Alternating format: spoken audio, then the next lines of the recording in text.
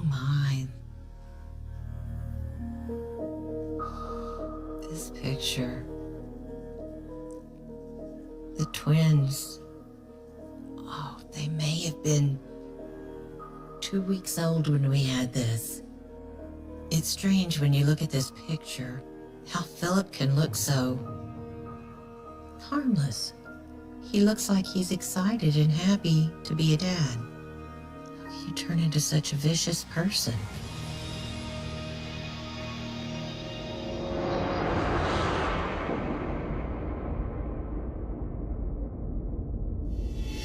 Susan Sutton has been waiting 5 long years for answers to what happened to her 19-year-old daughter. Becky Sutton went missing from a Hollister home in 2003. Her 2-year-old son left behind. He was able to lie to me and get by so easily that I did not pick up on the cues. To go from this wonderful, loving nurse, compassionate, took his children to church, and to end up as a monster. How did it get to that? The feelings I have now, looking back, how he trapped me, it's embarrassment. I should have looked closer. I should have seen some signs, and I feel foolish. I just tried to be a good mom and a good wife to him, and I was fooled. How could I have been so off? I just don't understand. Sorry.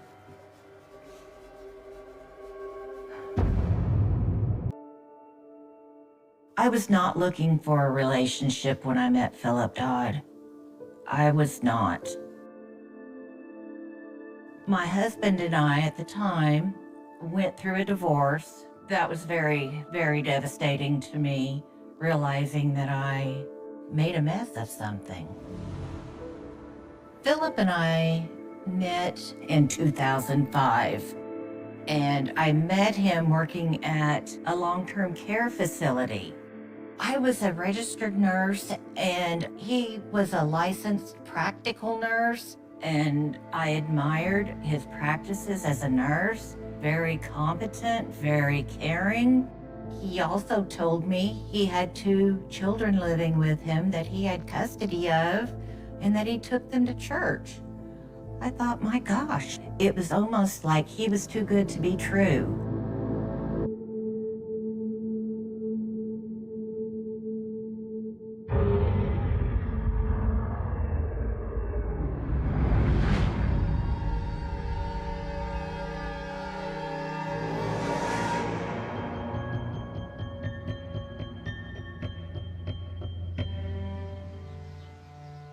Philip was my first relationship after the divorce, and when I brought him to meet my family, I was so proud.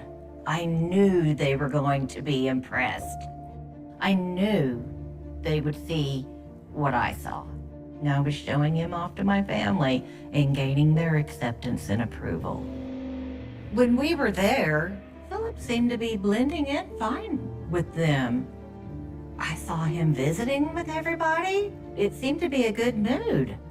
I was thrilled. I thought he was getting along with everyone, but I was mistaken. After the family get-together, my brother said, hey, I wanted to let you know something. He said, you know, we really weren't impressed by Philip. He said, Mom really wasn't. And I was confused. It did not portray that way to me. And I specifically asked him, what did Philip do or say that made you not like him or offended by him? He said, sis, I just felt he was a bad person. Very shocking, very shocking. That's complete opposite of what I thought. And he said, Mom thought exactly the same. And I said, did he say something? And he said, no, we just got that vibe from him. There was something wrong. I stayed with Philip because I didn't see what everybody else saw. I thought, maybe this one time my family's wrong.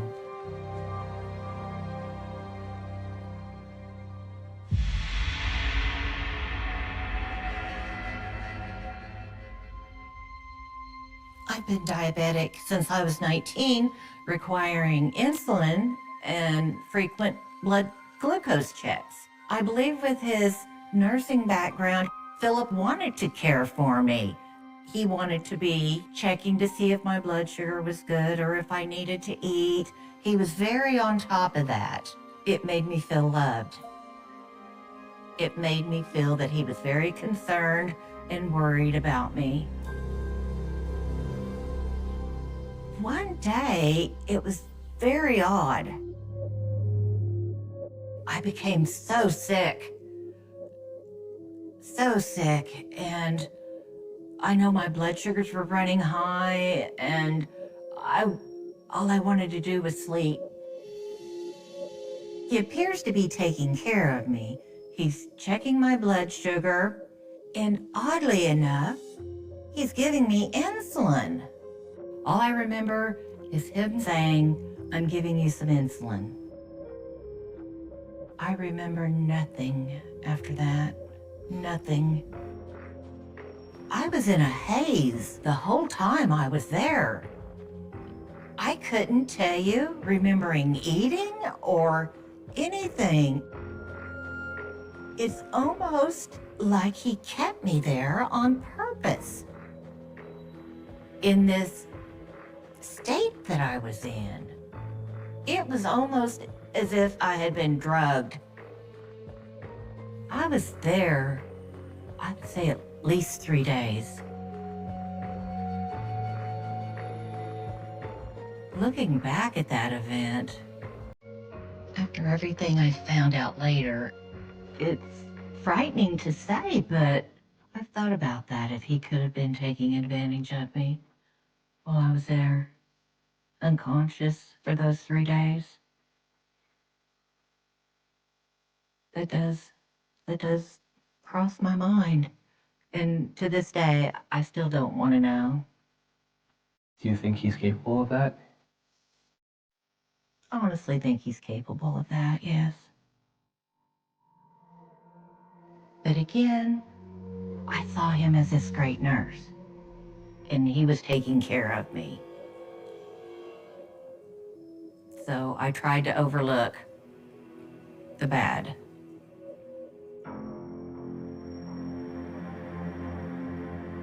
Philip and I, we were together 5 months before I found out I was pregnant with the twins. I was excited, but I could tell he wasn't excited. I thought he was acting differently towards me because he really didn't want the babies. And it was kind of sad. And throughout the pregnancy, I didn't have anything for a child, a baby. And it was at that time when I told him I was going to go get some furniture and some clothes and diapers, he told me absolutely not. And I specifically asked him then why I couldn't go buy anything. And he told me the twins may not make it. I was shocked. I've never heard of anyone, a spouse or partner, saying that to any female that was pregnant, that they may not make it, when there was no reason to say that. He said it was because of my health.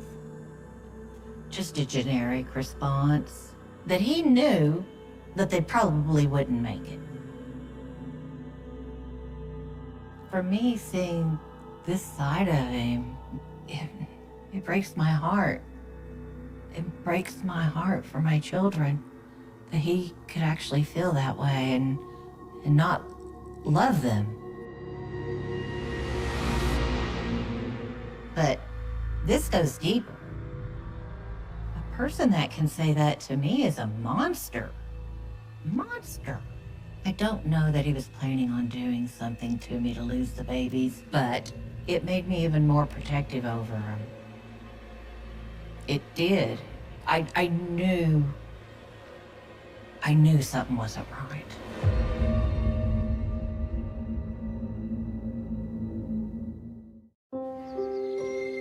My ex-husband was a police officer at the time in Carl Junction and came up to me one day and he said, I think there's some issues you need to look into because he's not who he seems. That Philip had a past and I needed to do my research. No, this is not my Philip. This is not Philip that I know. Be careful. I assumed that he was just being jealous that I was having a good life and moving on without him. Even though I didn't fully believe my ex-husband, it was still in the back of my brain.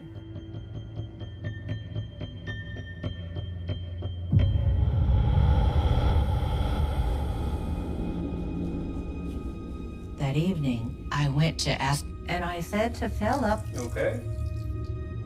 my ex-husband said, I need to look at you. You know, and I just kind of laughed it off, but I was still looking. And I said, why would there be someone saying that you're a person of interest? He tensed up a little bit. He goes, I didn't do anything. He goes, the reason I am a person of interest is because when I lived in Branson West, there was a girl in Hollister I was hanging around with that he just went over to party and have sexual encounters with her, and that she didn't really want to do anything with him, so he left and doesn't know what happened after. But the next morning, she ended up deceased.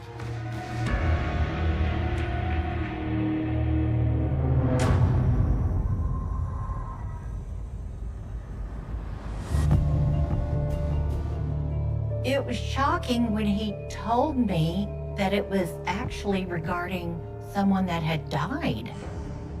The thought of him doing something so horrible with as kind as he is, no, it didn't add up.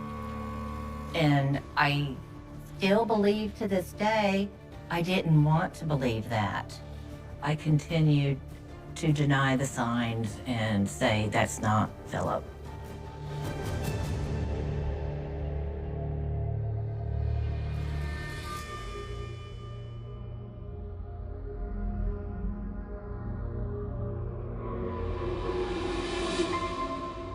As I'm pulling up to my house, there are patrol cars outside, state patrol cars. And I can see they've already gone in. I walk in the door. It was like a punch in the stomach for me. Officers are in there just going through my stuff. Personal things of mine, even. I can't explain that feeling. When someone is going through your life, your house, your things, if they're gonna find something, what are they looking for exactly? I don't know. I realized the search had to do with Rebecca's murder and realizing, yes, they're looking for clues regarding Philip and this murder. The officers had the things and left, and then it was just Philip and I in the room. I was a nervous wreck. I was very unhinged at the time, and he is just appearing very confident to me. Like, they're not gonna find anything. I did ask him, why are they still after you? What could be with this case that they're not finding or ruling you out? Why do they continue? And he responds like they've just got him singled out. Did you believe him?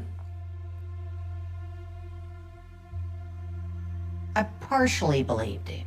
It could happen to anyone. They could be singling him out, the wrong person. But I'm realizing at this point, something's not adding up.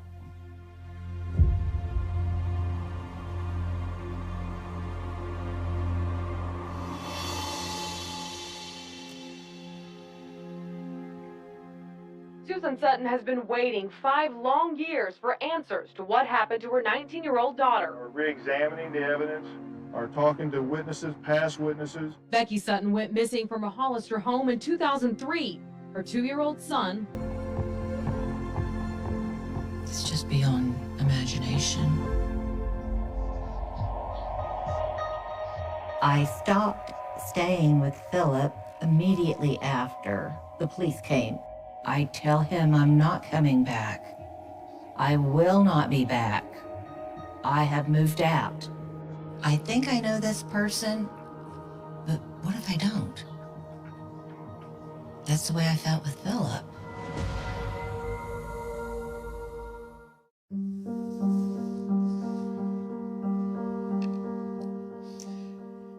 This picture is right after the twins were born.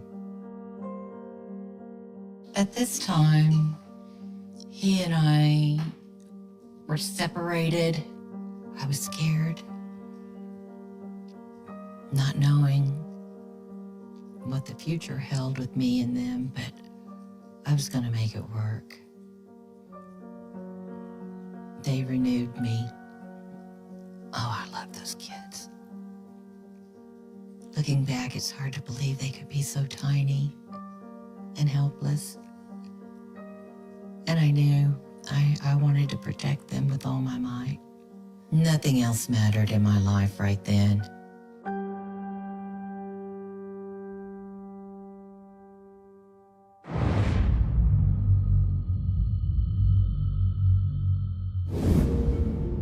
I had no one else to turn to but Philip Dodd. I hadn't seen anything violent from him. I didn't believe he could do something violent.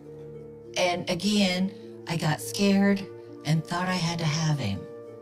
And I'm sure that happens to a lot of people, getting scared of their future without, someone that's capable of working and bringing in income. It would have been 2 or 3 weeks after the babies were born that Philip and I got back together. I just wanted to fix it. He definitely knew I was vulnerable. He definitely knew that. And I do think he took advantage of the situation. But I was hoping that he would go back to the Philip I knew and loved when I first met him. So caring and confident.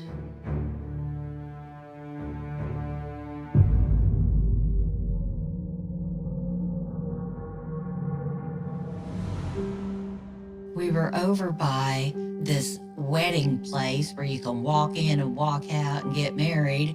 He's like, hey, you want to get married? It came up off the cuff. I had shorts on and tennis shoes, and I'll have to admit that did seem romantic, him being spontaneous like that. Yes, that got my attention. That would be the man that I fell in love with, yes. It's okay, let's do it. And we walked in there and got married. I was full of hope.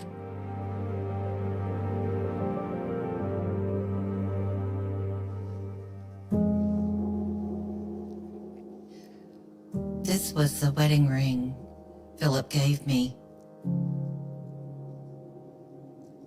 It meant so much to me. I've kept it all these years. I don't know why. I lived a nightmare with him, but this represents my dreams I had with him. I actually was in love with him at a time, a long time ago.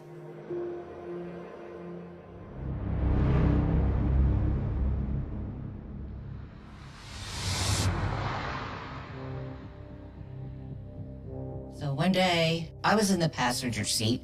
Philip was driving. The twins were in the middle seat, and his kids were in the seat back behind there, both of his boys. I found out Philip had some severe money problems. It appeared it was all related to his gambling addiction. I make a comment offhand. He angers like that.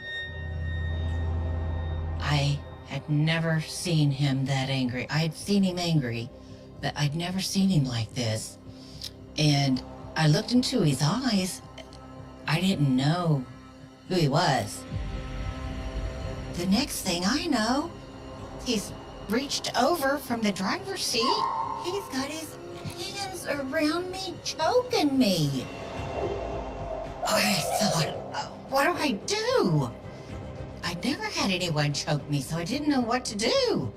You just automatically grab and try to get their hands off of you and crying out, please, please don't do this in front of these kids. I was screaming, get off of me. Please leave me alone. I was crying, and finally he came to. And he took his hands off me.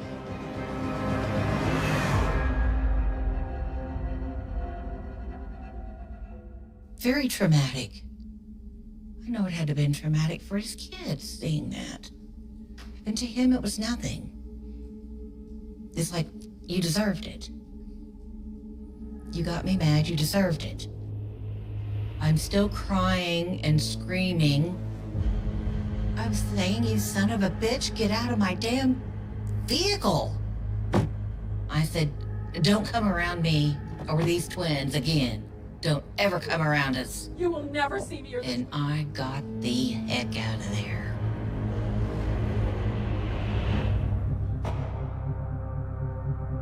Knowing that he would attack me physically, then it was becoming real. It was becoming real. If the kids hadn't been in the car, I believe he would have taken it another step. I truly believe that. I don't think he would have held back. Do you think he would have killed you? I think he would have came close.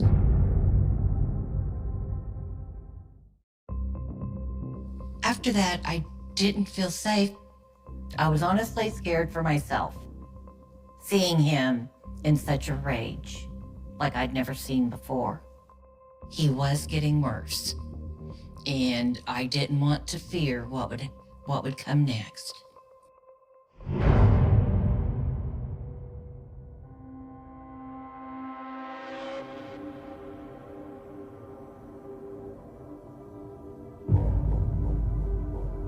I didn't think anything of the robbery. I heard about it, but I only listened because that was the bank Philip and I used. You know, I just kind of wonder why they picked that bank, but no, nothing really seemed abnormal. It was approximately a week later, Philip called me at work. And he said, I need to talk to you about something. He said, did you know anything about that bank robbery over there in Joplin? I said, I've seen it. You know, I've seen it on the news. I don't know anything about it. He goes, that was me that did it. I was like, what? That was when he said, I need you to meet me tomorrow at the park in Carl Junction. I will be there. I need to talk to you about something. Oh, I'm bewildered. I'm shocked. I didn't know what to say.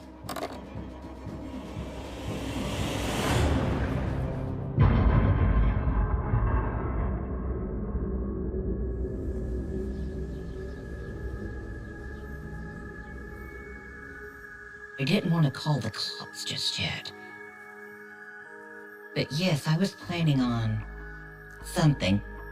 To be honest, I was scared to call the police. I cannot explain how scared I was because I knew if I called the police, I knew I would have hell to pay if he got out and came to my house. So I wasn't willing to risk that. And he goes, they're after me. He said, someone from the FBI's been following me. And I said, really? He goes, yeah, I can't get away from them. Everywhere I go, they're there. And I knew, at that point, I knew, I got him. He lost touch with reality. It was really bad, his paranoia at that time. And he goes, what do you think I should do? I said, Philip, you've got the FBI on you. We need to go turn you in to the police department. He sat there for a minute. I was shocked, because you're right. I need to go ahead and turn myself in.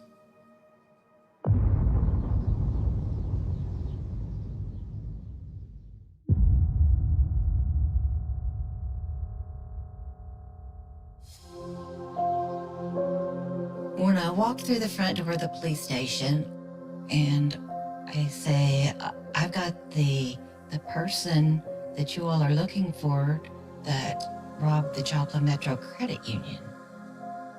She was like, she thought it was a joke. I said, he's right here. You know, I don't think people routinely turn themselves in at the front desk. And she goes, I'll call a police officer right now. The police officer came up, verified who he was. He confirmed that he had robbed the bank, and they took him away in cuffs.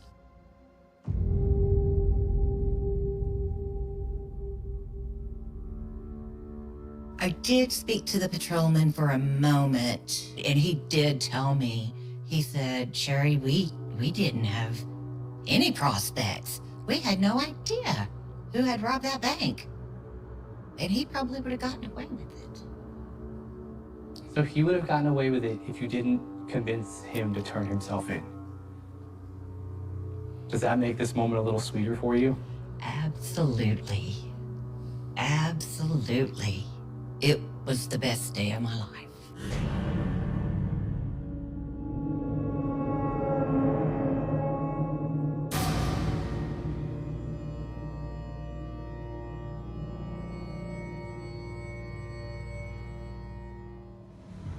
Yeah, I went over there to get messed up and have sex with her, and, you know, but I didn't go over there with the intentions of forcing her to have sex or anything else. I just remember I was trying to get her to stop fighting or whatever. I did it. I want you to tell her mother that I done it. I mean, I don't know why I done it. And maybe it's because she started to reject me. When he confessed to killing Rebecca Sutton, it was real then that he was a murderer, and I had been living with him.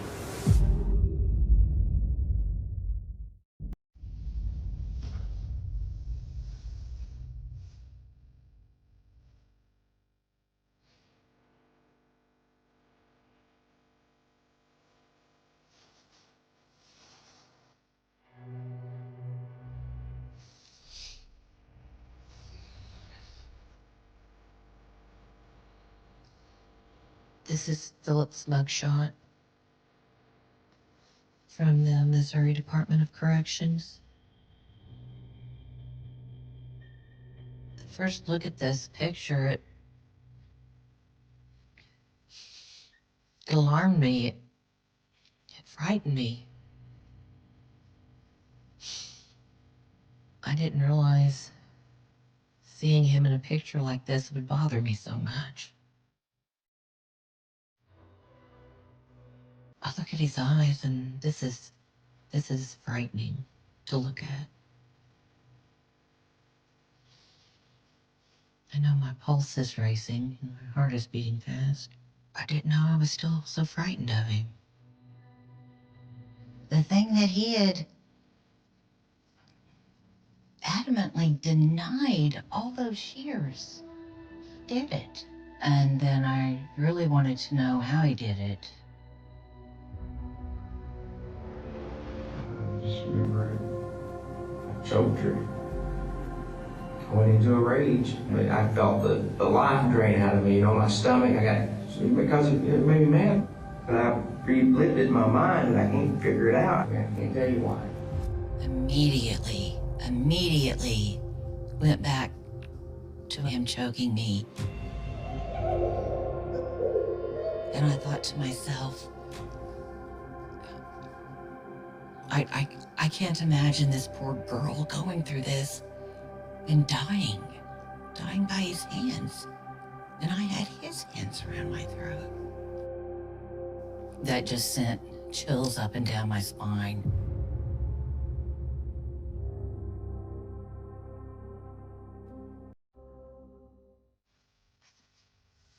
Oh.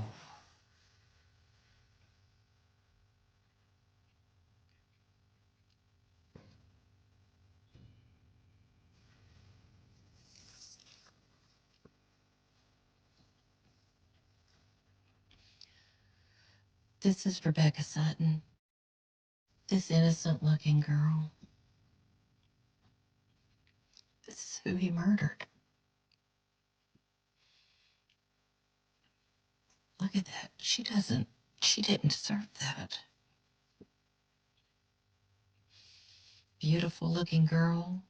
This young girl did not deserve to die by the hands of Philip. Who do I apologize to? Do I apologize? What do I say? Nothing can bring her back. And that family's pain that he caused.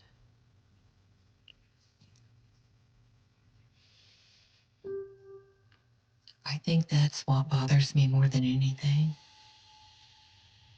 Her murder had occurred just a couple of years before Philip and I met and got together.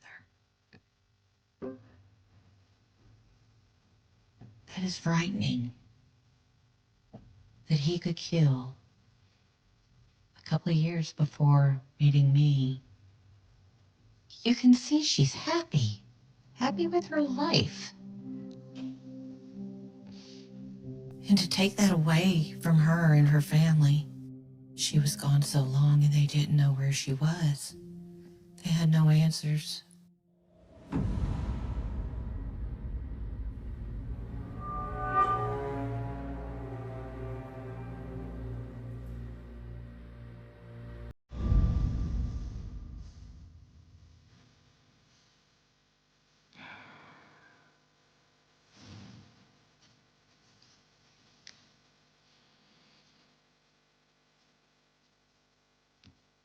I've never seen this picture.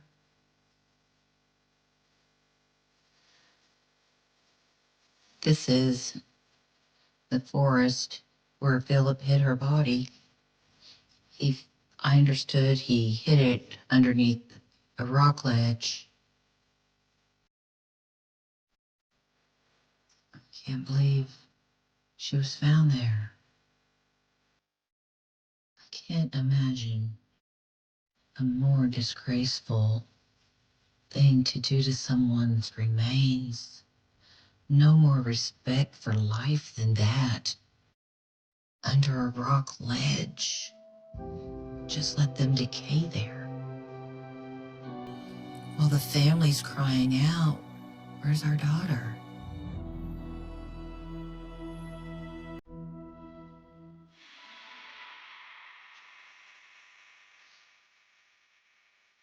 The family of Rebecca Sutton lined the first two rows of the Taney County courtroom Thursday, ready and waiting for a killer's confession 10 years in the making. John admitted he strangled Sutton and dumped her body, covering it with rocks, pleading guilty to second-degree murder.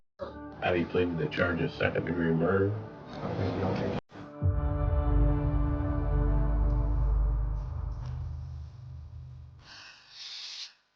I liked that. I liked seeing him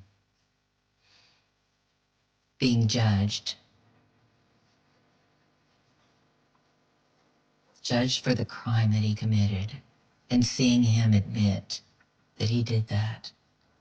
It's very satisfying. I know it was very satisfying for her family.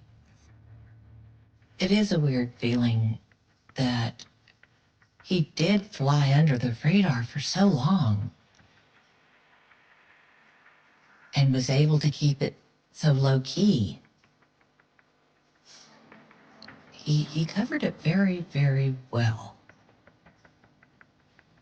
A master manipulator. I look back over those years and I think, what truth was there to it? Because he lied to me the entire time. There was no truth to that marriage. Along with the violence and the emotional abuse.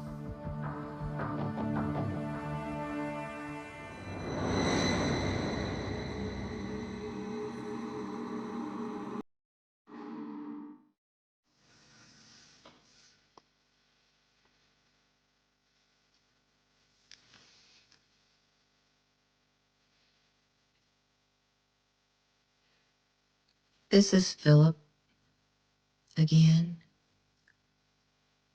in the Missouri prison.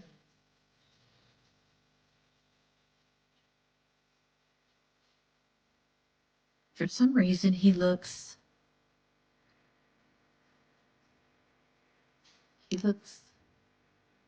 different. He looks frail. He looks very frail. Oh, he is definitely where he belongs. Definitely. He just looks so weak to me. When I think I'm not that strong, I need to remember this. I did this. I was able to get him put away to keep him from hurting anybody else. I did that. I had the power that day. And I feel seeing him like that, it gives me more power again. I'm glad to see this. He does not deserve to ever get out. I truly believe he would kill again. He's a killer. That won't change. You can die there. I never want to see you again.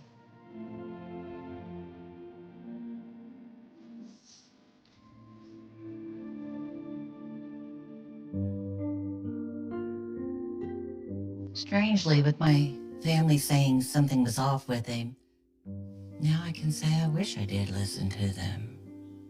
I was just trying to be strong then, trying to be independent, trying to handle my own problems. The advice I would give my young self is trust your heart, trust your feelings, listen to other people around you. Don't think it's just what you think is right, because sometimes you might be missing some of the picture. My life post-Philip has been very good to me. The twins, they're doing very well. Just finished high school. He's missed out on a lot. I feel like a survivor. I'm not that weak person anymore. She's long gone. On the afternoon of April 4, 2018, the sidewalks of Crown Heights carried on with the familiar rhythm of an ordinary New York day. Children laughed somewhere beyond the corner of a brick apartment building. A delivery truck eased through traffic with impatient drivers pressing their horns behind it. Shop owners leaned against their storefronts, watching strangers come and go as they had done thousands of times before. Nothing in the warm spring air suggested that, within moments, a single misunderstanding would erupt into a tragedy that would leave an entire neighborhood questioning everything it believed about safety, justice, and the fragile line between fear and fatal decisions. Some stories begin with evil carefully planned in the shadows. Others begin with hatred burning in someone's heart. This story begins with uncertainty. A man walked through his own neighborhood carrying an object in his hands. People looked. Some looked away. Others stopped. A few reached for their phones. Within minutes, frightened voices were racing through emergency dispatch lines, each caller trying to describe what they believed they had just seen. Their words were urgent, fragmented, shaped by panic instead of certainty. A man with a silver gun. A stranger pointing a weapon at pedestrians. Someone pretending to pull the trigger. Each new report added another layer of alarm. Each sentence painted a picture that became more dangerous than the last. Far away from those sidewalks, police officers listened to the information exactly as it reached them.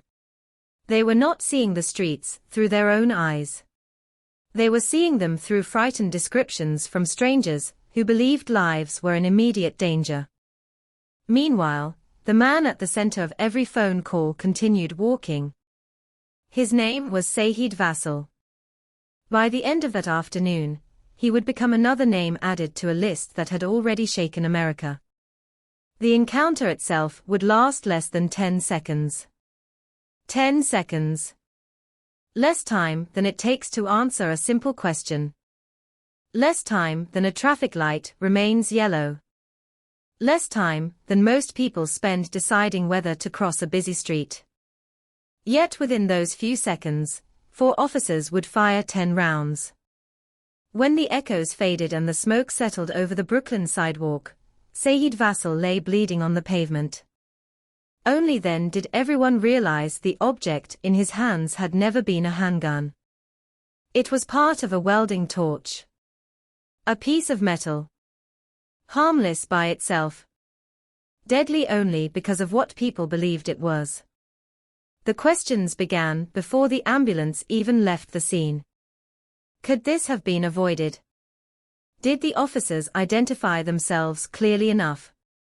Did they shout commands before opening fire? Did Saeed understand what was happening? Could more time have changed the outcome? No 2 people standing on that street would remember every moment in exactly the same way. Witnesses remembered terror. Officers remembered a split-second decision. Neighbors remembered a familiar face. Investigators examined frames of surveillance footage one image at a time. Lawyers measured actions against legal standards. Journalists searched for answers. Activists searched for accountability.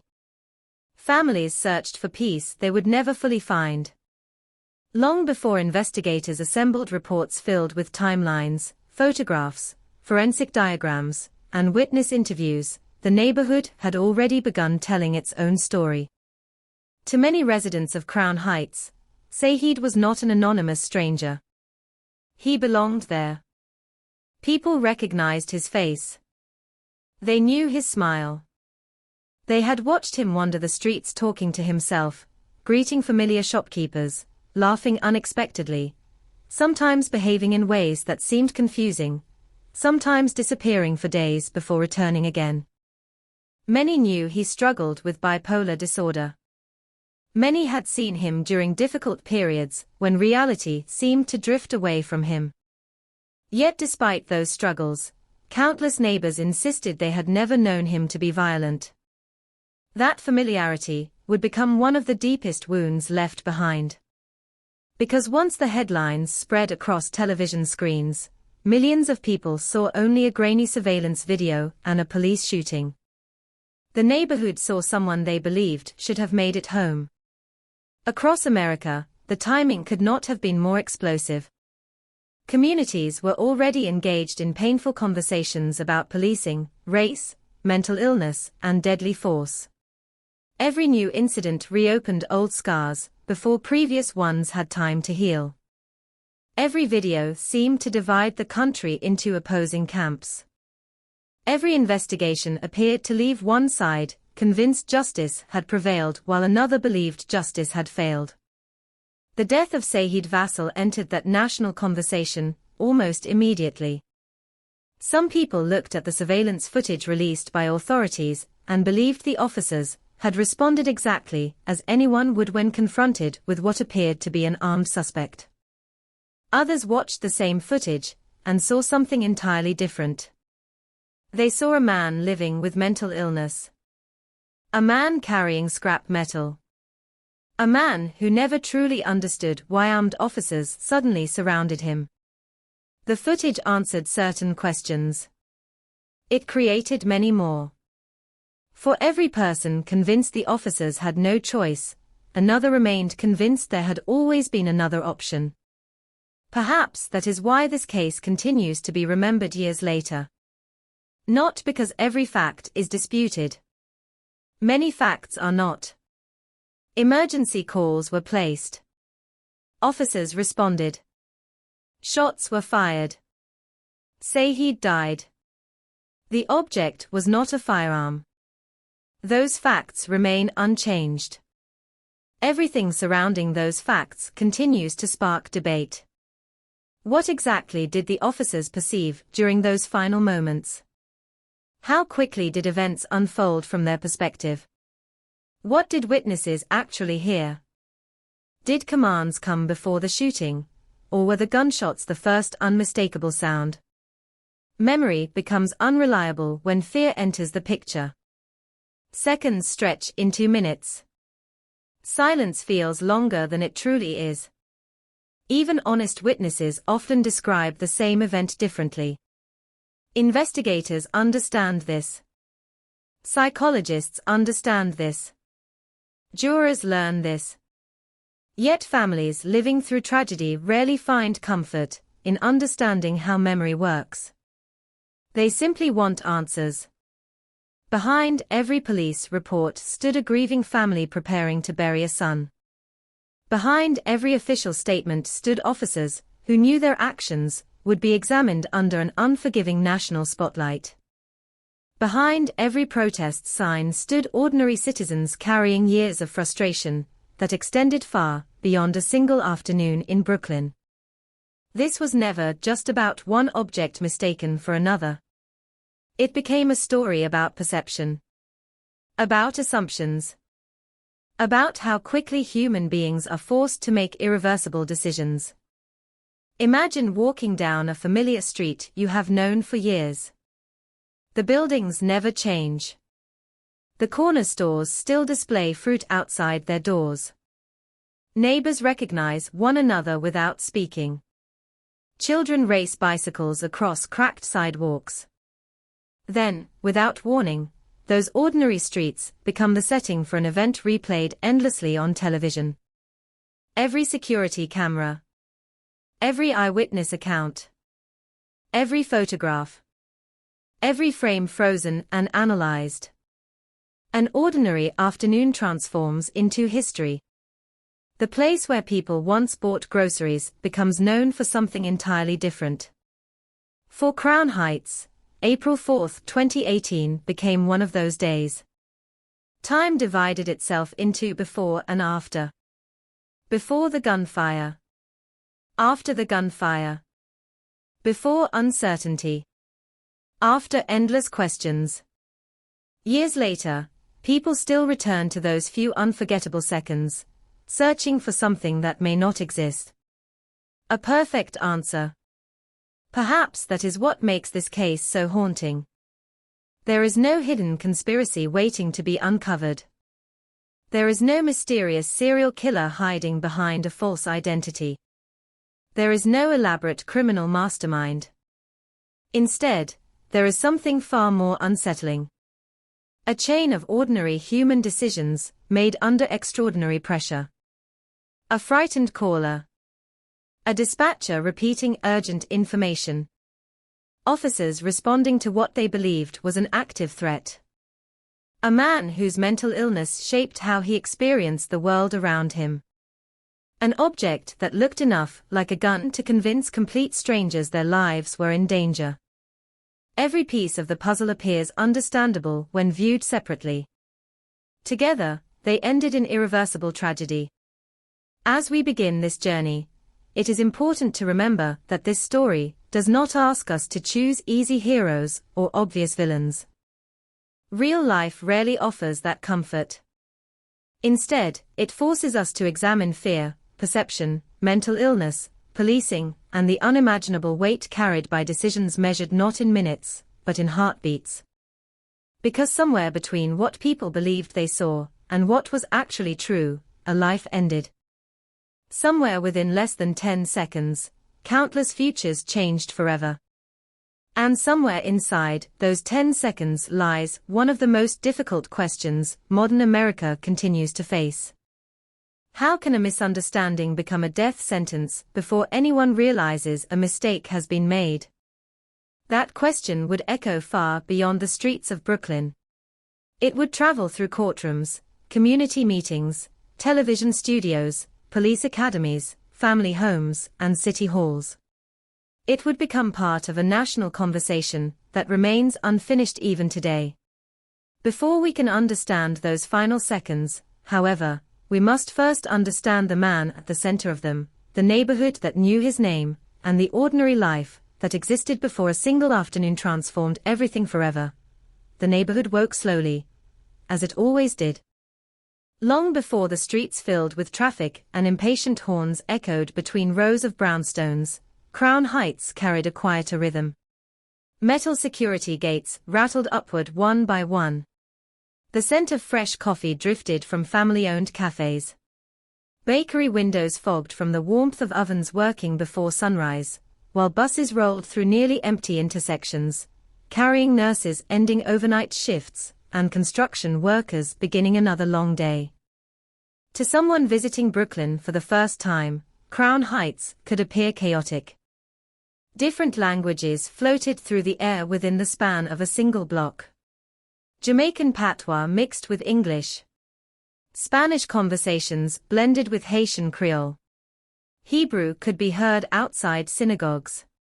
Caribbean grocery stores stood beside kosher bakeries. Churches shared streets with mosques and neighborhood barber shops. It was a community built by generations of immigrants who had carried pieces of their old homes across oceans, bringing with them traditions, music, recipes, and memories. Life unfolded in public. People sat on front steps during warm afternoons. Children played basketball until the streetlights flickered on. Neighbors argued loudly, laughed louder, and somehow always found themselves looking after one another. In neighborhoods like Crown Heights, anonymity rarely lasted long. If someone walked the same streets every day, eventually everyone knew their face. Not necessarily their full name. Not necessarily their entire story. But enough to greet them with a nod. Enough to recognize when something felt different. That familiarity was one of the defining characteristics of the community. It was also why what happened on April 4, 2018, struck so deeply. The man at the center of the tragedy was not an unknown stranger passing through. For many residents, he had simply always been there. Saeed Vassell entered the world on the Caribbean island of Jamaica, before moving to the United States, as a young child with his family. Like countless immigrant families searching for stability and opportunity, they built a new life in New York City, where possibilities often arrived wrapped in hardship. Growing up in Brooklyn meant learning resilience early. The city demanded it. Its pace never slowed. Its expectations rarely softened. For immigrant parents raising children in unfamiliar surroundings, Every sacrifice carried the hope that the next generation would enjoy opportunities they themselves had never received. Family members would later remember Saeed as a bright child with an infectious smile. He laughed easily. He enjoyed talking with people. He possessed the kind of outgoing personality that naturally drew attention, even before mental illness began reshaping his life. No one looking at him as a boy could have predicted how dramatically adulthood would unfold. Mental illness rarely announces itself overnight. Sometimes it arrives quietly. A subtle change in mood. Sleepless nights. Unusual bursts of energy. Periods of overwhelming sadness. Thoughts that become increasingly difficult to organize. Over time, those moments can grow into something much larger, altering relationships, careers, and entire futures. For Saeed, those struggles eventually became impossible to ignore. He was diagnosed with bipolar disorder, a condition capable of producing dramatic shifts between emotional extremes. During manic episodes, thoughts can race faster than words. Confidence may become overwhelming. Judgment can disappear beneath waves of impulsive behavior. During depressive periods, even simple daily routines may feel impossible. Every individual experiences the disorder differently. Some manage symptoms successfully for years through medication, therapy, and family support. Others find themselves trapped in an exhausting cycle of stability followed by relapse. The illness does not erase personality. It simply complicates it. Those who knew Saeed understood that distinction. They did not define him solely by his diagnosis. They remembered the person behind it. Neighbors described seeing him almost daily. He walked familiar routes throughout Crown Heights. Sometimes he stopped to greet store owners. Sometimes he wandered while speaking quietly to himself. Sometimes he laughed at jokes no one else could hear. Occasionally he carried unusual objects he had picked up along the way, examining them with childlike curiosity before continuing down the sidewalk. To outsiders unfamiliar with him, those behaviors could seem unpredictable. To many local residents, they had simply become part of the neighborhood's everyday landscape. There is an important difference between unusual behavior and violent behavior. Friends and neighbors repeatedly emphasized that distinction after his death. Many recalled years of interactions without ever feeling physically threatened. They described him as eccentric, confused at times, lost in his own thoughts, but not dangerous. Mental illness often creates a painful contradiction. The very symptoms that make someone vulnerable can also make strangers fear them. Someone talking loudly to themselves may appear aggressive even when no threat exists. Unusual gestures may be interpreted as hostility. Confusion can resemble defiance. Fear often fills the empty spaces where understanding is absent. That reality would become central to the tragedy waiting just ahead. Life for Saeed's family revolved around managing those unpredictable cycles. Like countless families caring for loved ones with serious mental illness, they learned to recognize subtle warning signs. They celebrated periods when life felt ordinary. They endured moments when it did not. Every improvement brought hope. Every setback demanded patience. Mental illness affects entire families, not only the individual diagnosed. Parents become caregivers. Siblings become protectors. Ordinary routines become carefully balanced systems designed to reduce stress and maintain stability. Even then, no family can control every circumstance. The outside world continues operating according to its own expectations. Employers expect reliability. Strangers expect predictable behavior. Police officers responding to emergency calls rarely possess years of personal familiarity with the individual they encounter. These realities exist simultaneously, often colliding in heartbreaking ways. In Crown Heights, however, many residents believed familiarity mattered. Local shopkeepers watched the neighborhood every day. Delivery drivers recognized repeat customers. Children grew into teenagers before the same adults who had watched them from apartment windows. Faces became memories. Memories became trust. When residents later spoke about Saeed, they often began with remarkably ordinary observations. He liked walking. He smiled at people. He lingered near storefronts. He talked with neighbors. He seemed happiest when surrounded by familiar streets. There was something deeply human about those recollections. They painted a portrait far different from the frightened descriptions that would later flood emergency dispatches. Neither portrait was necessarily dishonest. They simply reflected different moments viewed through different eyes. Perspective changes everything. Imagine seeing someone you have known for 10 years behaving strangely. You might assume they are having a difficult day. Now imagine seeing that same person for the first time while believing they are carrying a weapon. Your conclusion might be entirely different. Human beings interpret danger through context. Without context, fear grows quickly. As the spring of 2018 settled over Brooklyn, life continued much as it always had. Baseball season had returned. Trees slowly regained their leaves after another cold New York winter. People spent longer evenings outside as temperatures climbed. Nothing suggested that one ordinary Wednesday afternoon would become the subject of official reports, televised debates, and national headlines. For Saeed himself, April 4th did not begin as a day destined for history. He woke in the same city he had called home for decades. The streets were the same. The buildings unchanged. The familiar neighborhood still surrounded him. Countless people crossed paths with him that morning without realizing they would later replay those encounters in their minds. Did he seem different? Did he appear upset? Was there any sign that something unusual would happen?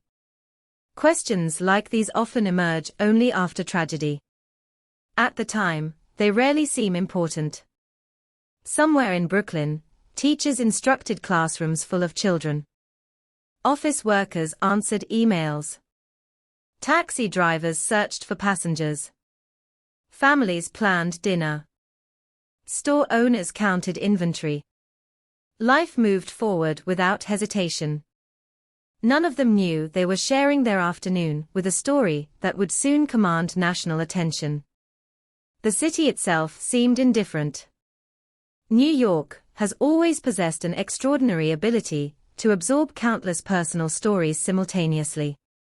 Millions of people experience joy, heartbreak, success, disappointment, celebration, and grief within the same 24 hours. Most stories remain invisible beyond the individuals living them.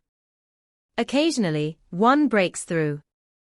Not because it is the only tragedy, but because it forces society to confront uncomfortable questions. By late afternoon, the ordinary pace of Crown Heights remained intact. Pedestrians moved between intersections. Customers entered neighborhood businesses. Cars lined both sides of residential streets. Everything appeared remarkably normal. Somewhere within that ordinary landscape, however, invisible paths were beginning to converge. A concerned citizen would soon notice what appeared to be a silver handgun. A dispatcher would receive urgent information. Police officers would begin driving toward the reported location.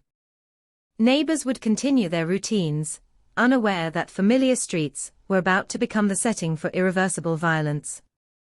None of them could see the entire picture. Not the callers. Not the officers. Not the witnesses. Not even Saeed himself. Each person possessed only fragments of reality. Those fragments, assembled within a matter of minutes, would shape life-changing decisions. Looking back now, hindsight creates an illusion of clarity. Knowing the object was not a firearm makes every earlier moment appear tragically obvious. Yet history is never experienced through hindsight. It unfolds inside uncertainty. People act according to what they believe in the moment, not according to facts they will discover afterward. That distinction lies at the heart of this case. Understanding it does not erase grief. It does not settle debates. It does not answer every painful question. But it explains why one ordinary neighborhood, one familiar face, and one misunderstood object became part of one of the most controversial police shootings in modern New York history. The afternoon sun continued climbing over Brooklyn, casting long shadows across sidewalks where children still laughed, neighbors still talked, and storefronts still welcomed customers. Nothing about the weather hinted at what was coming. Nothing about the streets suggested they would soon be sealed with police tape. Somewhere ahead, only minutes away, ordinary life was preparing to collide with irreversible tragedy, and the first frightened call to 911 was about to change everything. For much of his life, Saeed Vassell was known by something far more important than the headlines that would eventually define him. He was simply Saeed. Not a case number. Not a viral news story. Not a symbol in a national debate. Just a man whose face had become woven into the everyday rhythm of Crown Heights. On warm afternoons, it was common to see him walking slowly along Brooklyn's sidewalks, moving without any particular destination. He rarely appeared to be in a hurry. While commuters rushed toward subway stations and parents hurried children home before dinner, Saeed often seemed untouched by the city's relentless pace. He observed things other people ignored. A pigeon pecking at crumbs beside a bus stop. A cracked mural fading on a brick wall. A discarded piece of metal lying near the curb that caught his curiosity for reasons only he understood. People who had lived in the neighborhood long enough barely gave him a second glance. Some greeted him by name. Others waved from across the street. Store owners occasionally asked how he was doing. Not every conversation was long. Not every interaction was memorable. Yet together they formed something meaningful. Recognition. The quiet reassurance that comes from belonging somewhere. For many residents, Saeed belonged.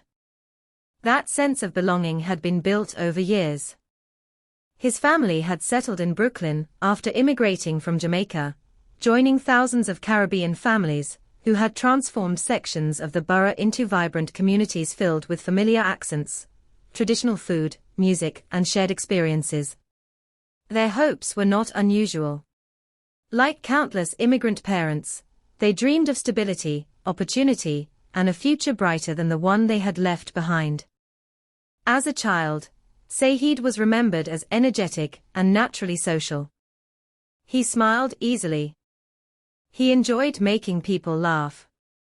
He possessed an openness that drew others toward him. Teachers and relatives recalled someone who liked conversation more than silence, someone whose imagination seemed to move faster than everyone else's.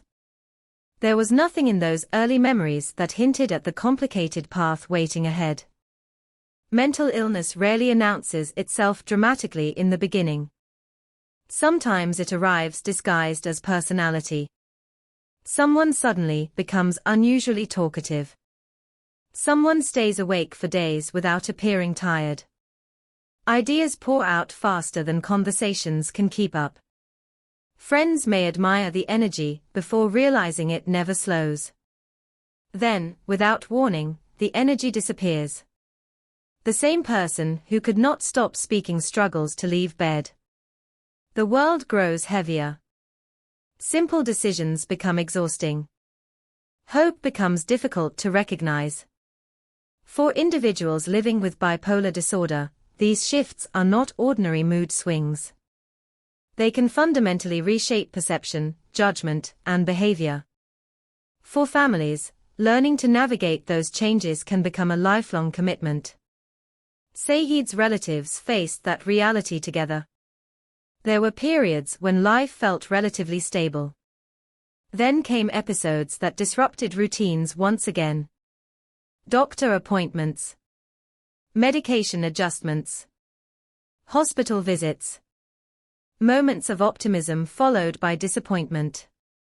Every improvement inspired hope that this time stability might last. Every setback reminded them how unpredictable the illness could be. Yet through all of it, they never stopped seeing the person beneath the diagnosis. That distinction mattered deeply.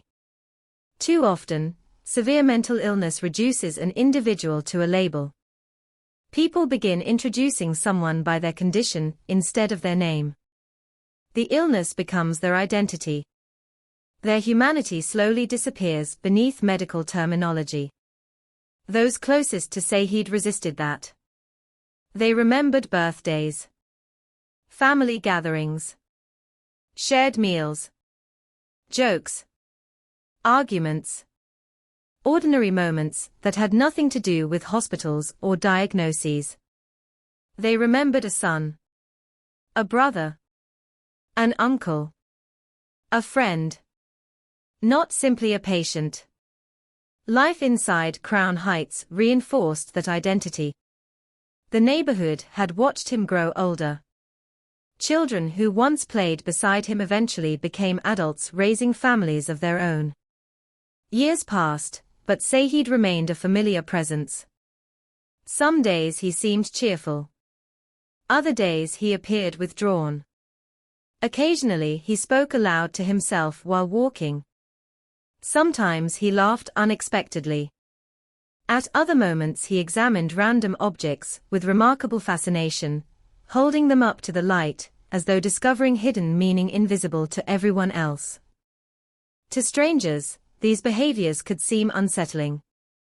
To neighbors, they had become familiar.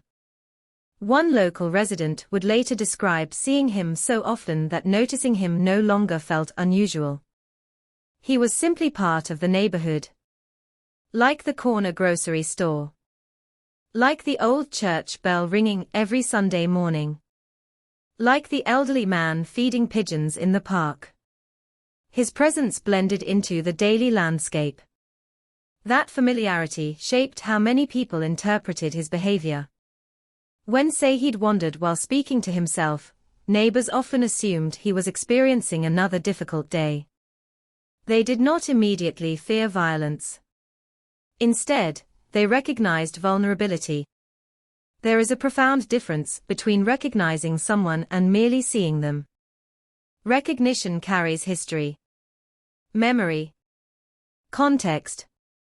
Without context, unusual behavior often becomes frightening. With context, the same behavior may inspire concern rather than fear. This difference would later become one of the central themes surrounding his death. People who knew him saw one person. People encountering him for the first time sometimes saw another. Mental illness can quietly isolate those living with it. Friendships become difficult to maintain. Employment becomes unpredictable. Relationships strain beneath pressures few outsiders fully understand. Even when surrounded by family, loneliness often grows. Many individuals with bipolar disorder describe feeling trapped between two realities. One version of themselves remembers who they are during periods of stability. The other struggles to recognize that person during episodes of illness. The contrast can be heartbreaking. Although much of Saeed's private emotional world remains known only to those closest to him, the public glimpses available suggest someone who continued searching for connection despite those challenges. He walked among people rather than hiding from them. He remained visible. He stayed within the neighborhood he knew best. Perhaps those familiar streets offered comfort. Perhaps familiar faces grounded him. Perhaps walking itself brought moments of peace impossible to find elsewhere. No one can fully know. What is certain is that Crown Heights was more than his address. It was his world. The neighborhood understood its own complexities. Residents had witnessed economic struggles, changing demographics, periods of tension, and moments of remarkable unity. Communities like Crown Heights often develop their own informal systems of care. Neighbors notice when someone has not been seen for several days. Store owners quietly help customers struggling financially. Churches organize support without publicity. Families watch over children who are not their own. Within those invisible networks, Saeed occupied a familiar place. People noticed him. They recognized him. That recognition, however, was not universal. Every day, new delivery drivers entered the neighborhood. Tourists passed through unfamiliar streets. Visitors knew nothing about the local faces surrounding them. To them, every stranger remained exactly that. A stranger. Human perception depends heavily upon previous experience. Someone recognized by one person may appear completely unpredictable to another. The same smile can seem friendly to a neighbor and suspicious to someone encountering it for the first time. The same unusual behavior may inspire compassion in one observer and alarm in another. Neither reaction necessarily reflects malice. They simply emerge from different experiences. By the spring of 2018, Saeed was 34 years old. Life had not unfolded according to the dreams his family likely imagined decades earlier. Mental illness had altered possibilities. Employment remained inconsistent. Daily routines often depended upon his condition. Yet despite those struggles, he remained surrounded by people who refused to reduce him to his illness alone. His family continued caring for him. Neighbors continued recognizing him.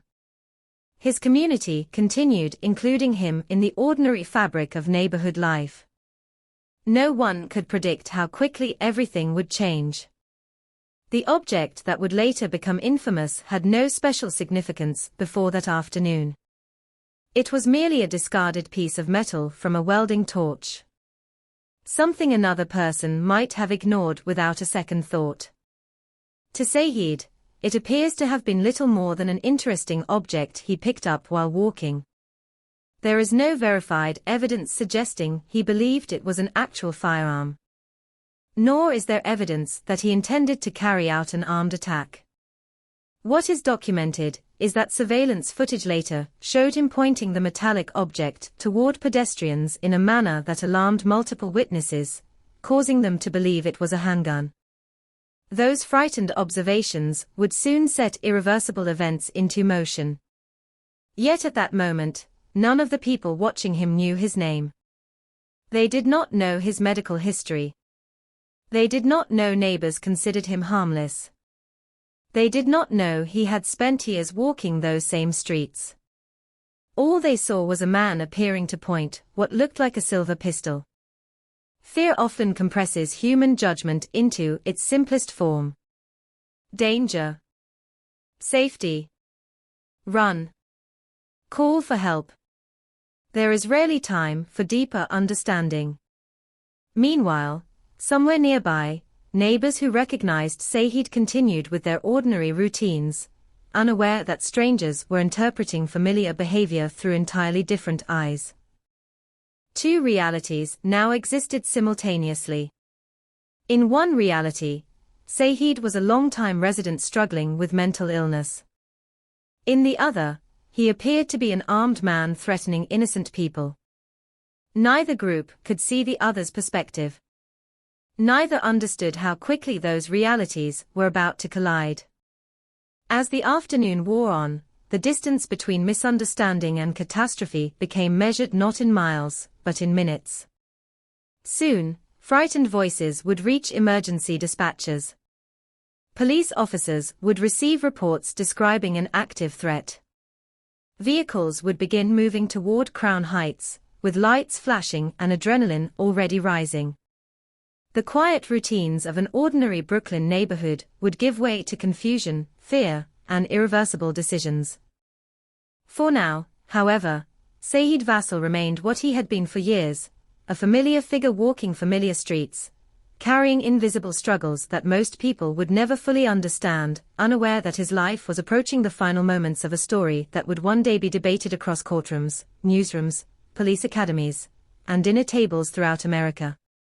His journey that afternoon had begun like countless others before it, with no audience, no headlines, and no indication that history was already moving silently toward him from the other end of the street.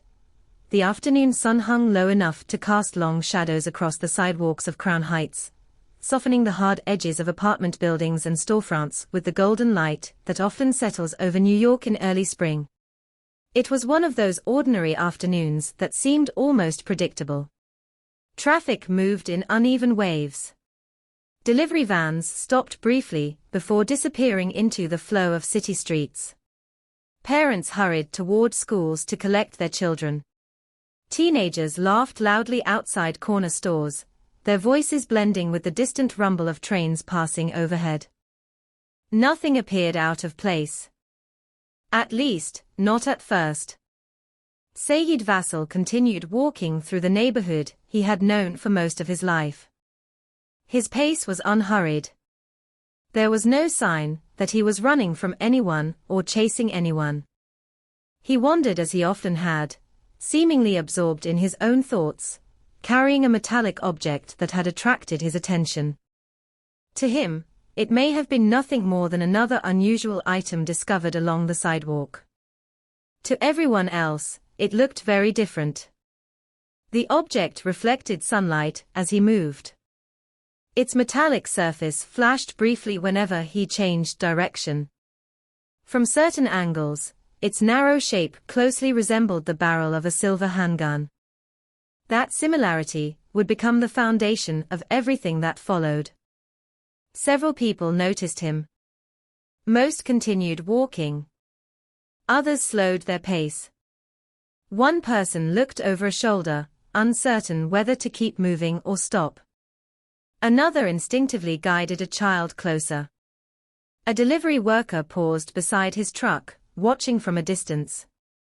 No one knew exactly what they were looking at. But uncertainty has a way of growing into fear. One witness believed the man was pointing a gun. Another thought he had pretended to fire it. Someone else became convinced innocent people were in immediate danger. In those first moments, no one possessed complete information. People reacted only to what their eyes appeared to tell them. One by one, phones came out. Emergency calls began reaching the 911 dispatch center. The voices carried the unmistakable urgency of frightened citizens. Dispatchers listened carefully while entering details into their systems as quickly as possible. A man with what appeared to be a silver handgun.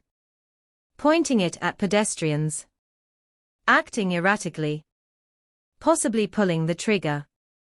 Each new call reinforced the previous one.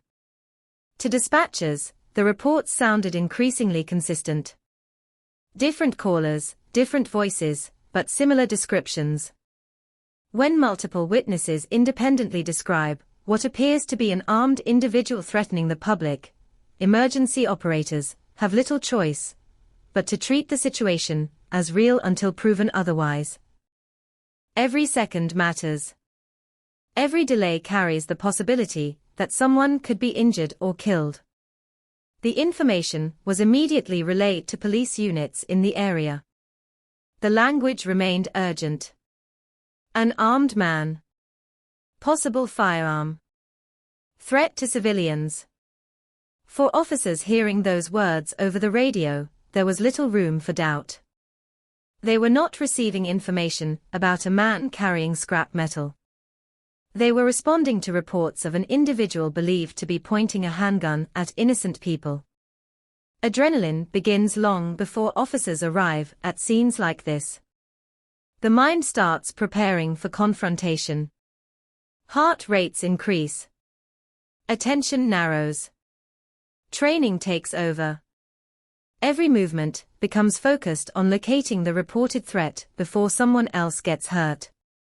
Meanwhile, on the sidewalks of Crown Heights, life continued unfolding around Saeed. Some pedestrians crossed the street to avoid him. Others watched from inside nearby businesses. A few people remained frozen, unsure whether they were witnessing genuine danger or misunderstanding an unusual situation. Fear often spreads faster than facts. One uncertain observation becomes another. People notice other people becoming nervous. That nervousness itself becomes evidence that something must be wrong. Within minutes, an ordinary neighborhood atmosphere had shifted. Conversations became quieter. Heads turned toward the same direction. The invisible tension that precedes emergencies settled over the block. Then came the sound of approaching police vehicles. Not loud enough to dominate the street. Not dramatic enough to stop the city. But unmistakable to those paying attention. Several officers had been dispatched. 3 were working in plain clothes. 2 wore standard police uniforms. Each had received essentially the same information. An armed suspect. Potentially threatening civilians. High risk. As their vehicles approached the reported location, they searched the sidewalks for anyone matching the descriptions provided through dispatch. Then they saw him. A man standing with a metallic object in his hands. From their position, the object appeared consistent with what callers had described. There was no opportunity for lengthy observation. No extended surveillance. No careful psychological assessment. Everything unfolded rapidly. The vehicles came to a stop. Doors opened. Officers exited almost simultaneously. The next few seconds would later become the subject of countless investigations, legal reviews, witness interviews, and public debate. Exactly what happened within those moments remains one of the most heavily scrutinized aspects of the entire case. According to the official investigative findings, as officers confronted Saeed, he turned toward them while raising the metallic object with both hands in a manner they perceived as resembling someone aiming a handgun. From the officer's perspective, the movement appeared consistent with an imminent deadly threat. Witnesses standing nearby experienced those same seconds differently. Some later insisted they heard no clear verbal warning before the gunfire erupted. Others remembered confusion so overwhelming that separating individual sounds became nearly impossible.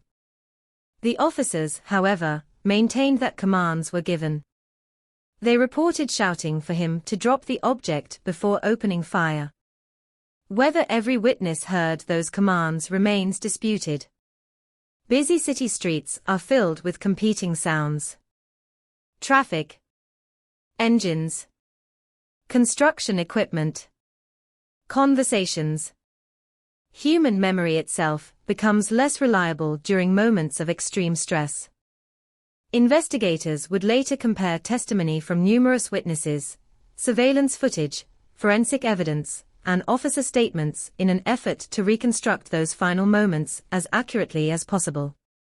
Even with all available evidence, absolute certainty regarding every spoken word proved impossible.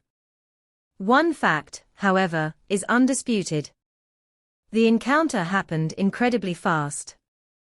From the moment officers exited their vehicles until shots were fired, less than 10 seconds passed. 10 seconds. There was no prolonged negotiation. No extended standoff. No hours of careful communication. Only seconds. Fractions of a minute during which every participant attempted to understand what was happening while simultaneously making irreversible decisions. Then the shooting began. Gunfire shattered the ordinary sounds of the neighborhood. The sharp cracks echoed between brick buildings, startling people blocks away. Pedestrians screamed. Some immediately dropped to the ground. Others ran without knowing exactly where the danger was coming from. Store owners rushed toward their doors before retreating inside. Parents instinctively reached for children. The peaceful rhythm of the afternoon disappeared instantly.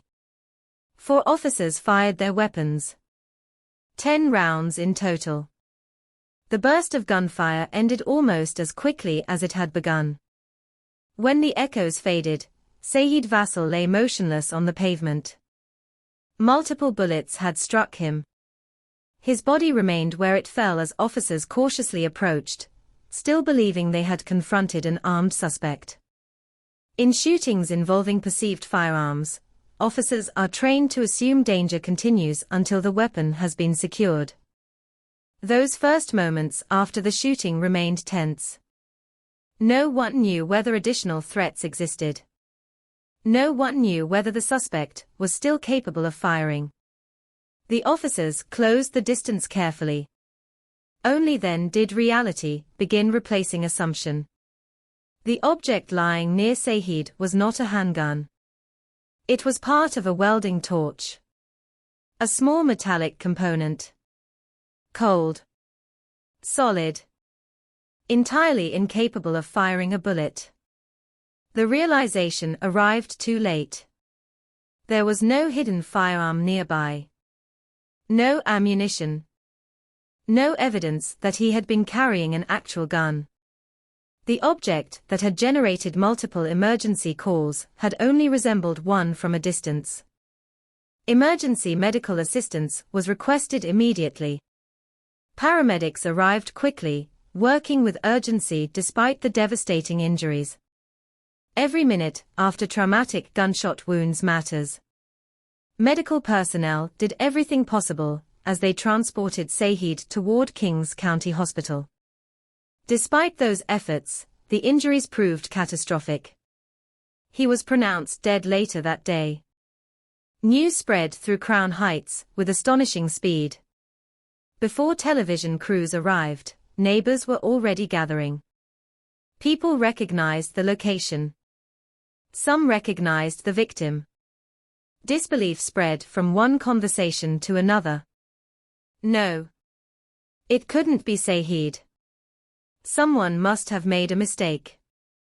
Then confirmation came. The familiar man, who had wandered neighborhood streets for years, was gone. Police officers secured the scene with yellow tape. Detectives began photographing evidence. Shell casings were carefully marked. Witnesses were separated for interviews. Traffic was redirected around the growing investigation. Above everything else hung a question that would soon dominate headlines across the nation. How had an object made of scrap metal been mistaken for a deadly weapon? For investigators, answering that question would require examining every available piece of evidence. For the community, another question emerged almost immediately. Could this tragedy have been prevented? Standing behind the police tape, neighbors looked not only at the sidewalk where Saeed had fallen, but also at one another. Many had seen him walk those same streets hundreds of times. They knew his struggles. They knew his face. Some quietly wiped tears from their eyes while others stared in stunned silence, unable to reconcile the familiar man they remembered with the terrifying sequence of events that had just unfolded before them. Within a matter of minutes, an ordinary Brooklyn afternoon had become the beginning of one of the most controversial police shootings New York City would experience in 2018, and the search for answers had only just begun. The first flashing lights had barely settled into place when the block transformed from an ordinary Brooklyn street into an active crime scene. Yellow police tape stretched across the sidewalks, fluttering gently in the afternoon breeze. Officers redirected pedestrians toward neighboring streets while detectives hurried through the growing crowd carrying cameras, evidence markers, and notebooks already filling with hurried observations. Curious residents gathered behind the barriers, standing shoulder to shoulder, whispering questions no one nearby could answer. The city never completely stopped moving. Traffic continued to crawl through nearby intersections. Subway trains still rumbled beneath the streets. Store owners cautiously reopened doors after the gunfire had ended. But within the boundaries of that taped-off section of Crown Heights, time seemed suspended. Every detail suddenly mattered. Every footprint. Every shell casing. Every witness. Every second. Detectives understood that officer-involved shootings demanded extraordinary scrutiny. Unlike many crime scenes, this one would not only determine what had happened, but also whether the use of deadly force met the legal standards governing police conduct. Every observation would eventually be examined by supervisors, prosecutors, attorneys, independent investigators, journalists, and the public. Nothing could be overlooked. Evidence technicians moved carefully across the pavement, photographing the scene exactly as they found it before anything was disturbed. Bright evidence markers appeared beside spent shell casings scattered across the sidewalk and street. Measurements were taken from multiple angles. Distances were recorded with precision. The afternoon sun continued to sink lower, casting longer shadows over the evidence. One of the first priorities was locating the object that had prompted the shooting. Officers had initially believed they were confronting an armed suspect.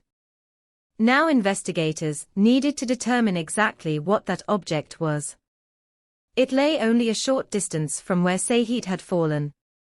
At first glance, it was easy to understand why frightened witnesses had reacted the way they had. The metallic component reflected light, with the same cold shine often seen on stainless steel firearms. Its narrow cylindrical shape resembled the barrel of a handgun from certain angles. When held in someone's hand, especially at a distance, much of its true form disappeared behind fingers and shadows. Yet once examined closely, its identity became unmistakable. It was not a firearm. It contained no trigger, no chamber, no magazine, no firing mechanism. It was a metal nozzle from a welding torch. An industrial tool component. Harmless by itself.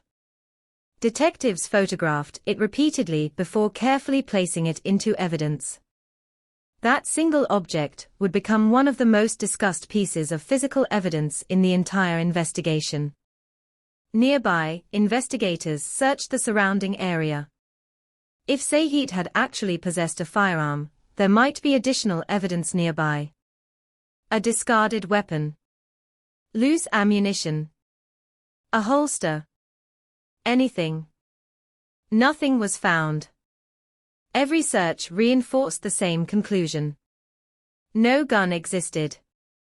That fact, however, did not automatically answer the larger question investigators now faced. Legal investigations into police shootings do not simply ask whether a weapon ultimately existed. They ask what the officers reasonably believed at the exact moment deadly force was used. That distinction would shape every stage of the investigation moving forward. While evidence teams continued documenting the scene, detectives began interviewing witnesses individually. This process required patience.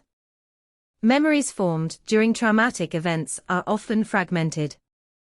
People remember flashes rather than complete sequences.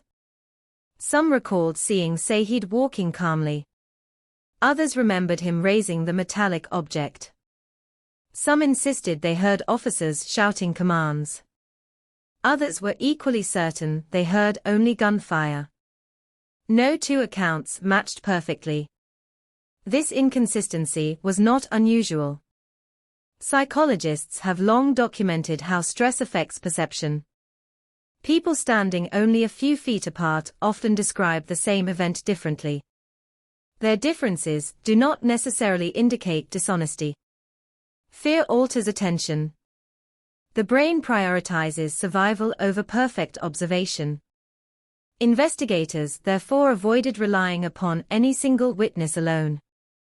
Instead, they searched for patterns across dozens of interviews.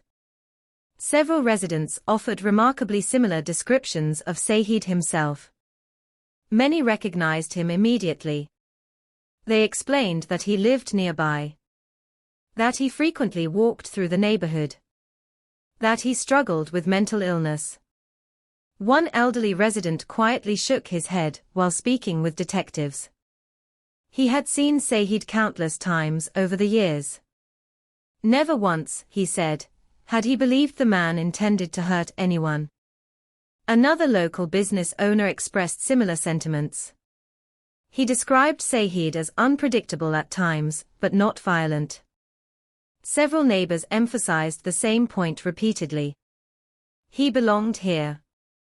Those words appeared in different forms throughout many interviews. Not as legal evidence, not as forensic proof, but as something equally important in understanding the community's response. To many people standing behind the police tape, this tragedy did not involve an unknown suspect. It involved someone whose struggles they believed they understood. As investigators continued gathering statements, another source of evidence quietly waited above the street. Security cameras. Modern cities rarely experience major public incidents without electronic witnesses. Businesses, apartment buildings, traffic intersections, private residences.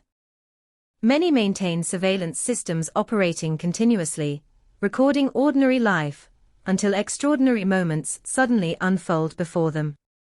Detectives immediately began identifying nearby cameras that might have captured portions of the encounter. Technicians requested recordings before automatic systems could overwrite them. Every available angle mattered. Unlike human memory, video does not become emotional. It does not forget. But cameras possess limitations of their own. They capture only what falls within their frame. They cannot reveal thoughts. They cannot explain intentions. They record movement, not meaning. Even so, investigators recognized that surveillance footage would likely become some of the most influential evidence available. Meanwhile, word of the shooting spread rapidly throughout New York. News helicopters circled overhead. Television crews assembled along the edges of the crime scene. Reporters spoke into cameras while producers searched desperately for witnesses willing to describe what they had seen. Social media accelerated the flow of information. Photographs appeared online before many relatives had even learned what had happened. Rumors spread alongside verified facts. Some claimed an armed gunman had been killed. Others insisted police had shot an unarmed man without warning. The truth remained incomplete. Hours after the shooting, detectives still worked methodically beneath portable lighting as daylight faded into evening. Crime scene reconstruction requires extraordinary attention to detail. Bullet trajectories were analyzed. Impact points documented. Shell casing locations mapped. Medical information coordinated with forensic findings. Every physical detail would later be compared against officer statements and witness testimony. The investigation had only begun. At Kings County Hospital, another scene unfolded far from television cameras. Saeed's family gathered under circumstances no family ever wishes to experience.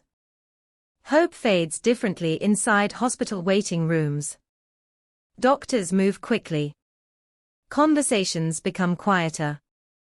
Every opening door captures attention. Every unfamiliar face raises questions. Eventually, confirmation arrived. Saeed had not survived. The emotional weight of that moment cannot be measured by investigative reports or legal documents. Behind every nationally debated case exists a family forced to confront deeply personal grief. While the public discussed evidence, policies, and procedures, relatives mourned someone whose absence would forever reshape birthdays, holidays, family dinners, and ordinary conversations. For them, this was not primarily a political event. It was a devastating loss. Back at the scene, investigators remained focused on facts. Officer-involved shootings require officers to provide formal statements under established procedures. Those interviews would occur as part of the official investigation. Investigators sought to reconstruct events second by second.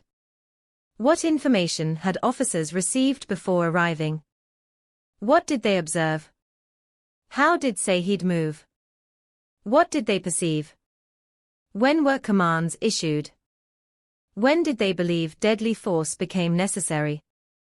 Each answer would later be compared against every available piece of evidence. The central challenge quickly became clear. There was no dispute that the object was not a gun. The dispute centered upon perception. Could a reasonable officer, responding to multiple emergency calls describing an armed suspect, have believed the object was a firearm during those final seconds? That question would ultimately define the legal analysis. Outside the official investigation, however, the neighborhood's questions sounded different. Residents spoke emotionally among themselves. Many wondered why officers had not recognized Saeed. Others questioned whether more time might have changed the outcome. Some asked whether mental health specialists should have been involved. Still others struggled simply to understand how events had escalated so quickly. Less than 10 seconds. The brevity of the encounter troubled many observers. People instinctively searched for the missing moments. Surely, they thought, there must have been more time. More conversation. More hesitation. More opportunity. Yet every timeline continued pointing toward the same conclusion. Everything happened with astonishing speed. The crime scene itself reflected that reality. There were no signs of an extended confrontation. No barricades. No prolonged negotiations. Only a brief sequence of rapidly unfolding events frozen forever through photographs, measurements, witness accounts, and surveillance recordings. As midnight approached, investigators finally began releasing portions of the street back to the community. Evidence markers disappeared one by one. Police tape came down. Traffic slowly returned. The sidewalk looked almost ordinary again. Almost. Only faint chalk markings and lingering stains hinted at what had occurred there only hours earlier.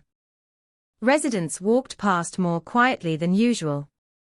Some stopped briefly. Others crossed the street without speaking. Many looked toward the exact place where Saeed had fallen. The neighborhood would never see that corner in quite the same way again. For investigators, however, the most important work was still ahead.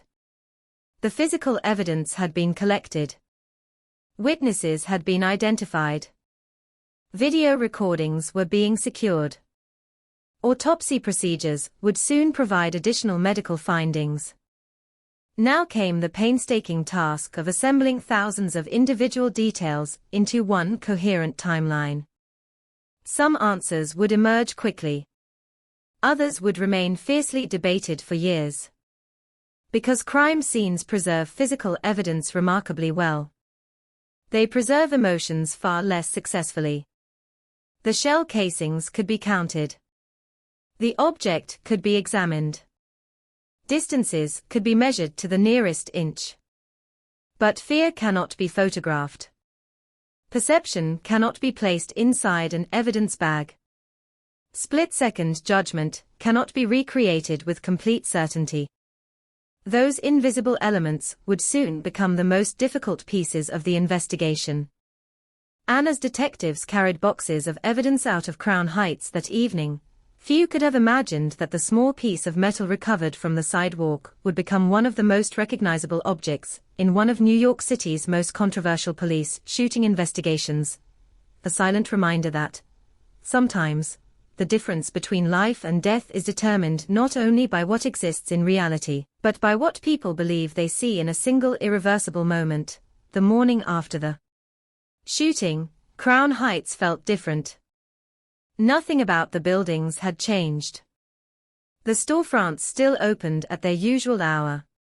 Delivery trucks still squeezed through narrow streets. Children still walked toward school carrying backpacks nearly as large as they were. The city continued moving with the same relentless rhythm that had defined New York for generations. Yet beneath that familiar routine, something invisible had shifted. Conversations no longer centered on basketball scores, rent increases, or weekend plans. Every discussion eventually returned to one subject: Saeed. People spoke quietly outside apartment buildings. Customers lingered longer inside neighborhood grocery stores. Churches opened their doors for prayer. Community leaders answered phone calls from reporters before sunrise. Everyone seemed to be searching for the same thing: an explanation. Within hours, national news organizations had arrived in Brooklyn. Satellite trucks lined nearby streets. Television cameras pointed toward the now famous intersection. Journalists interviewed witnesses, activists, former law enforcement officials, legal experts, and anyone willing to describe what they believed had happened. As coverage spread across the country, two competing narratives quickly emerged. One portrayed the officers as police responding to what appeared to be an active and potentially deadly threat. The other portrayed Saeed as a mentally ill neighborhood resident whose life had ended because a harmless object had been mistaken for a weapon. Both narratives contained elements grounded in fact. Both also left important questions unanswered. Investigators understood that public opinion often forms long before official investigations conclude. Their responsibility was not to support either narrative. Their responsibility was to determine exactly what evidence could prove. That process began with hundreds of pages of reports. Dispatch recordings were reviewed first. Emergency calls provided investigators with valuable insight into what responding officers had been told before arriving. Caller after caller described a man carrying what appeared to be a silver handgun. Several believed he was pointing it directly at pedestrians. Some reported seeing him imitate pulling the trigger. Those calls established the information available to dispatchers. Just as importantly, they established the information transmitted to police units. The officers did not arrive with complete knowledge. They arrived carrying only the picture painted by frightened witnesses. Next came the officers' statements. Each officer separately described receiving reports of an armed individual threatening civilians. Each explained approaching the scene believing immediate danger existed. According to their accounts, events unfolded so quickly that they had only seconds to evaluate what they believed was a potentially lethal confrontation. The central detail remained remarkably consistent. They reported seeing Saeed raise the metallic object toward them in a manner they perceived as someone aiming a handgun. That movement, they said, immediately elevated the threat. Under their training, waiting to determine whether the object would actually fire could have cost lives if it truly had been a firearm. Investigators carefully compared every statement. Small differences naturally appeared. No two people experienced stressful events identically. One officer focused on Saeed's posture. Another remembered the positioning of his hands. A third emphasized the speed of the movement. Such variations were expected rather than suspicious. Major inconsistencies, however, would have required further scrutiny. The investigators continued searching. Witness interviews presented a far more complicated picture. Many residents challenged portions of the officers' accounts. Several insisted they never heard police identify themselves. Others believed no commands were given before the shooting. Some described hearing gunfire almost immediately after police vehicles stopped. Still others admitted the sequence happened too quickly for them to distinguish individual sounds with confidence. One witness recalled diving for cover the instant shooting began. Another remembered freezing in place, unable to process what was happening until it had already ended. Trauma affects observation in unpredictable ways. Some memories become extraordinarily vivid. Others disappear entirely. Investigators therefore avoided relying upon emotion alone.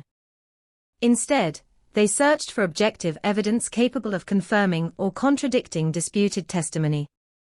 That evidence soon arrived. Surveillance video. Detectives gathered recordings from multiple cameras positioned around the neighborhood. Unlike dramatic television portrayals, security footage rarely provides perfect clarity. Images can appear grainy. Angles remain limited. Objects become difficult to identify at a distance. Nevertheless, these recordings offered investigators the closest thing to an independent witness. Frame by frame, analysts reconstructed Saeed's movements throughout portions of that afternoon. The videos showed him carrying the metallic object while walking through the neighborhood. At several points, he appeared to extend it toward passing pedestrians. From the camera's perspective, the object strongly resembled a handgun. Investigators paused repeatedly, enlarging individual frames. Even knowing in advance that the object was not a firearm, distinguishing its true identity proved remarkably difficult. That observation carried enormous significance. If experienced investigators examining high-resolution footage struggled to recognize the object immediately, what might officers reasonably perceive during a rapidly unfolding street encounter lasting only seconds? The footage continued. Police vehicles entered the frame. Officers exited. Saeed turned. His arms moved upward. Then the video captured the gunfire. Like the witnesses, the cameras offered no perfect answer regarding every disputed detail. Some recordings lacked audio entirely. Others stood too far away to capture spoken commands clearly.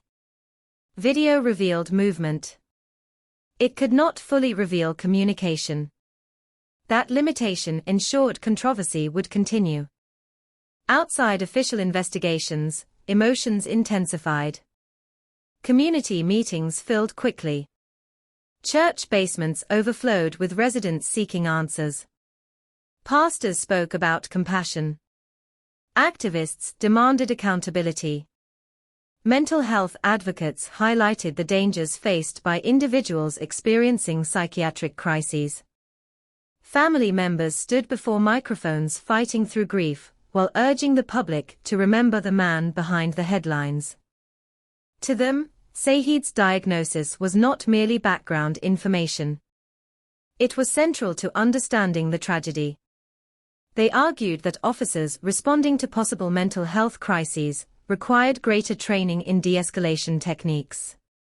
Could more patients have saved his life? Could distance have been maintained longer? Could additional communication have changed the outcome? These questions echoed throughout Brooklyn. Police representatives viewed the situation differently. From their perspective, officers cannot safely assume unusual behavior results from mental illness when confronted with what appears to be a firearm. A mistaken assumption in the opposite direction could cost innocent lives.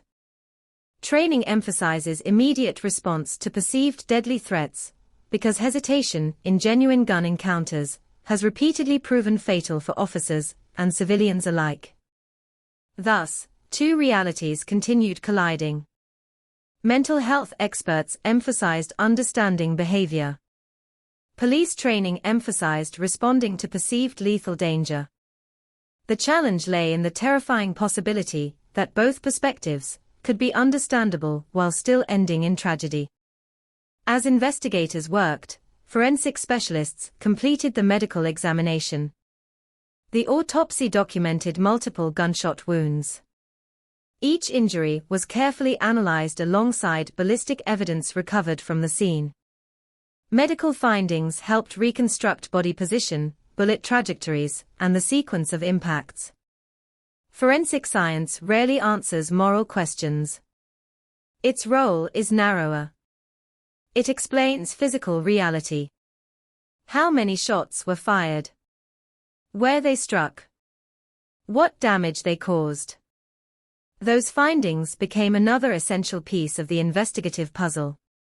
Attention also turned toward Saeed's history with local authorities. Investigators reviewed previous police contacts. Records confirmed earlier encounters related primarily to mental health crises rather than violent criminal behavior. Those records prompted another difficult public debate. Should responding officers have recognized him? Some community members believed they should have. Others noted the practical difficulty. Large cities employ thousands of officers working rotating assignments across countless neighborhoods. Expecting every responding officer to recognize every individual living with mental illness presented obvious challenges. Yet residents remained unconvinced. To them, familiarity mattered. Many had recognized Saeed instantly. Why hadn't police? The investigation expanded beyond individual decisions. Experts began examining broader policies. How are officers trained to respond when emergency callers report an armed individual behaving erratically?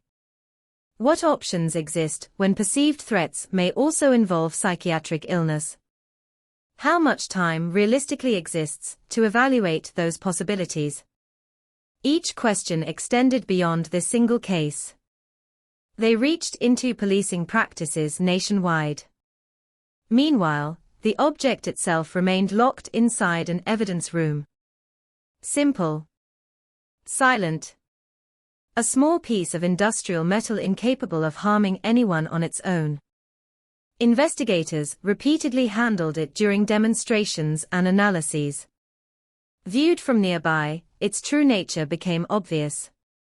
Viewed from farther away, especially when partially concealed inside someone's hand, the resemblance to a handgun became much more convincing.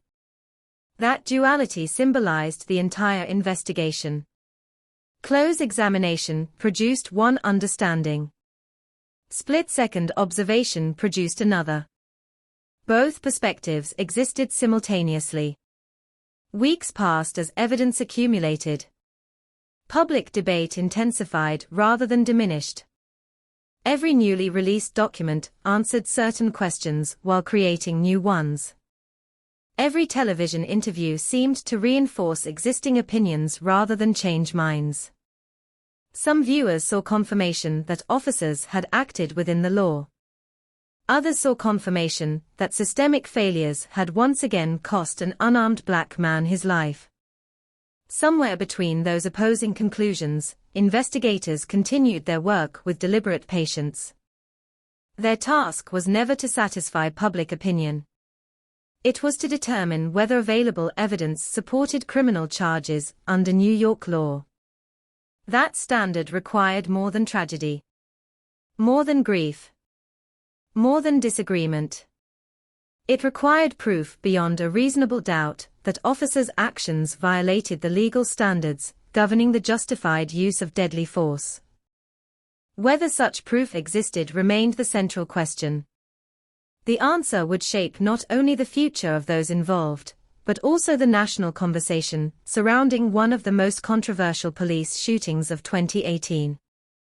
As boxes of evidence filled investigative offices and surveillance footage replayed countless times on computer screens, one truth became impossible to ignore.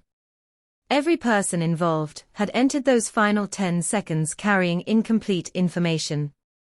Witnesses believed they saw a gun. Officers believed they were confronting an armed threat. Neighbors believed they knew the man standing on the sidewalk. Only after the shooting did everyone finally possess the same knowledge, that the weapon at the center of the confrontation had never been a gun at all. By then, however, the investigation was no longer searching for a way to prevent tragedy. It was searching for a way to understand how it had happened, For weeks, the investigation moved quietly behind closed doors. The television cameras remained outside government buildings. The protest marches continued through the streets of Brooklyn. Community leaders organized forums where residents voiced frustration, grief, and anger. Meanwhile, investigators spent their days surrounded not by headlines, but by evidence. Every document was reviewed. Every witness statement was compared. Every second of surveillance footage was examined repeatedly. Unlike public debate, investigations cannot rely on emotion alone. They advance only when facts withstand scrutiny. By this stage, the case had expanded far beyond the shooting itself. The central question was no longer simply what happened on April 4. Investigators already possessed a reasonably clear timeline. Emergency calls had been received. Police officers had been dispatched. Sayed had been carrying an object that resembled a handgun. Officers encountered him. Shots were fired.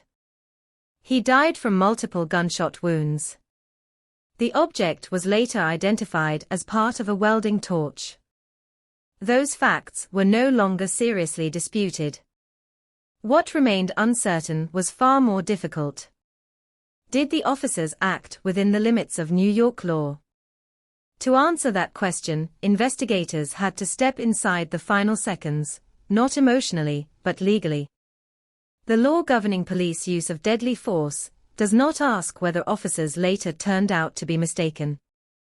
Instead, it asks whether their belief at the moment deadly force was used was objectively reasonable under the circumstances they face. That distinction would become the turning point of the entire investigation. Many members of the public found it difficult to accept. To them, the conclusion seemed obvious. Sayed had not possessed a gun. Therefore, they argued, deadly force should never have been used. Investigators understood that reaction. But legal standards required a different analysis. The officer's knowledge had to be frozen in time. Not after the shooting. Not after the object was recovered. Not after surveillance footage was reviewed. Only in the instant before they fired. What information existed then? That question guided every remaining stage of the inquiry. Investigators returned once again to the emergency dispatch recordings. The callers had consistently reported what they believed was an armed man pointing a silver handgun at pedestrians. Some described movements suggesting he had pretended to fire the weapon. These reports established the threat officers expected to encounter before arriving.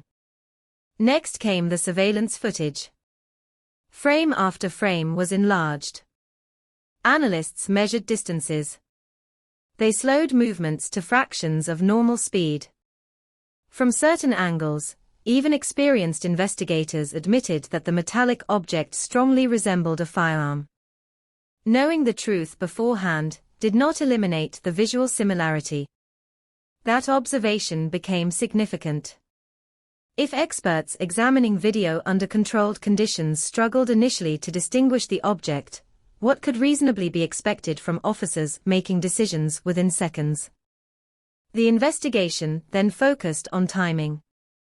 Digital evidence allowed analysts to reconstruct events with remarkable precision. Vehicle arrival. Officer exit.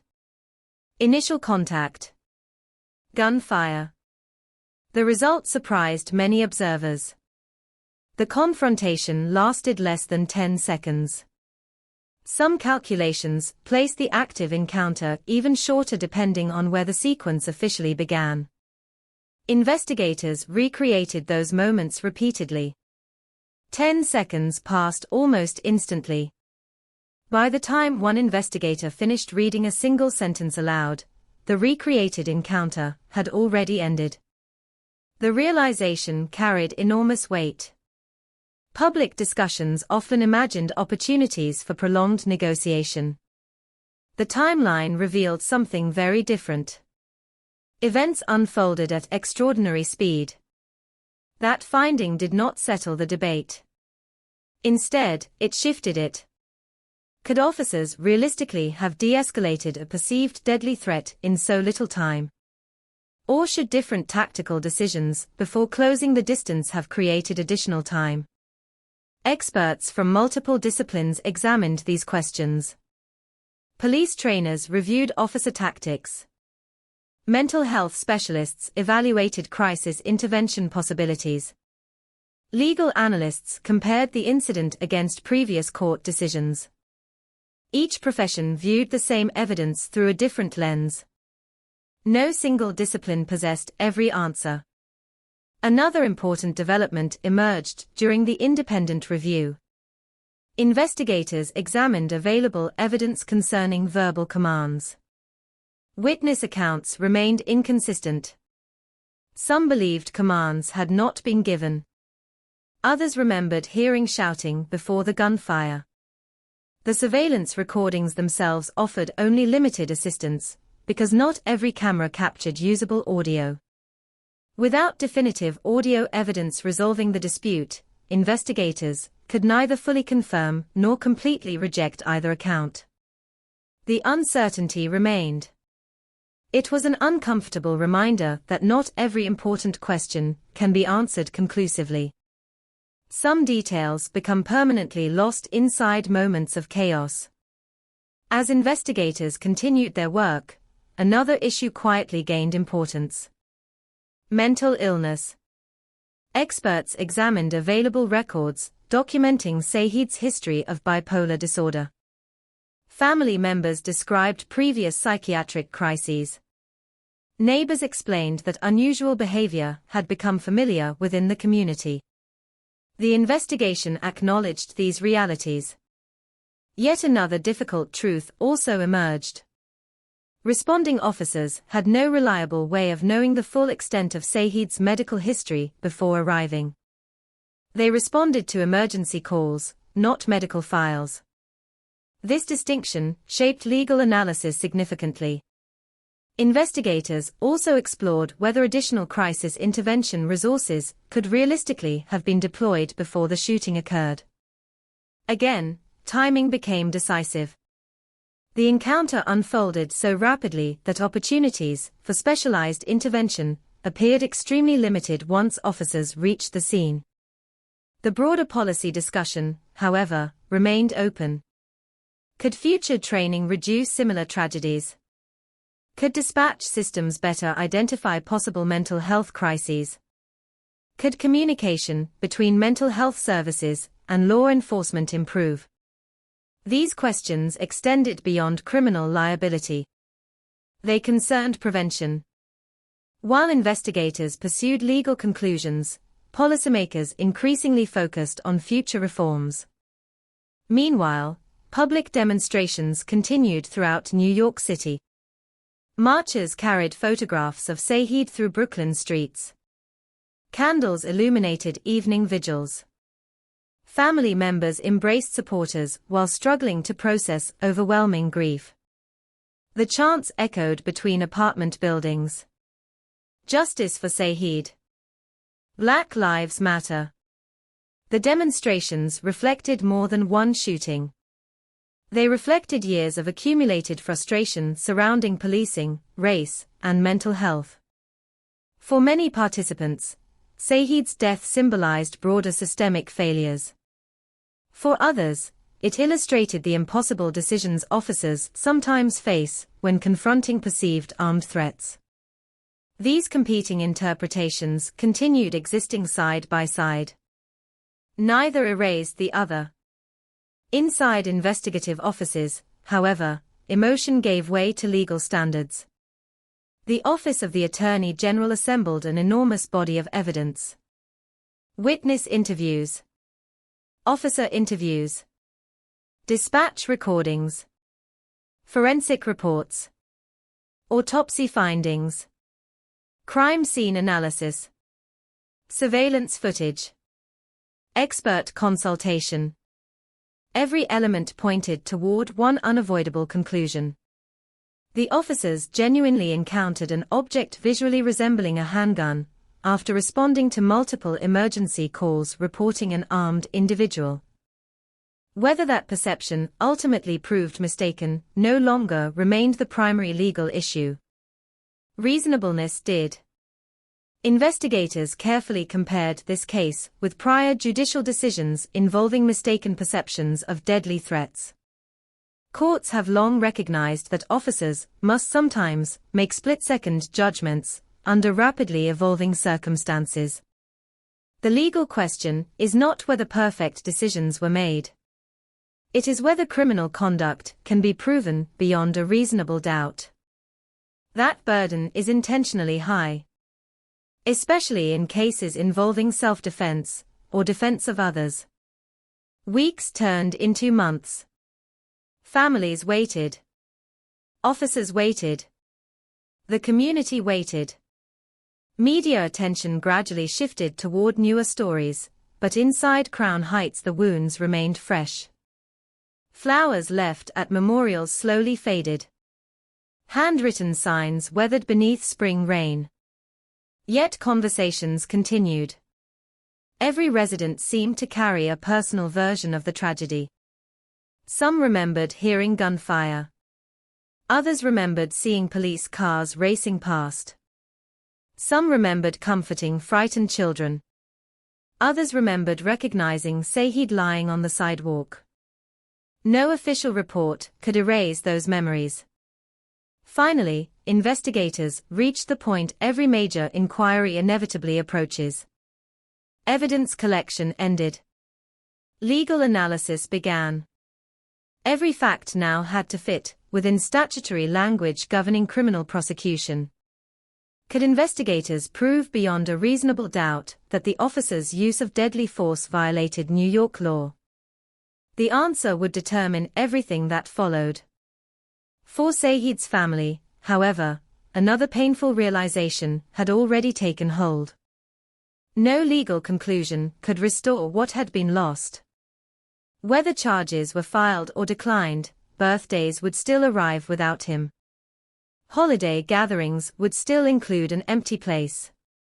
Questions would still linger. Grief does not wait for official findings. It begins immediately and continues long after investigations conclude.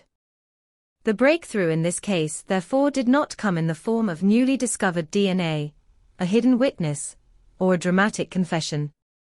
Instead, it emerged through careful legal analysis of a tragedy whose essential facts had been known almost from the beginning.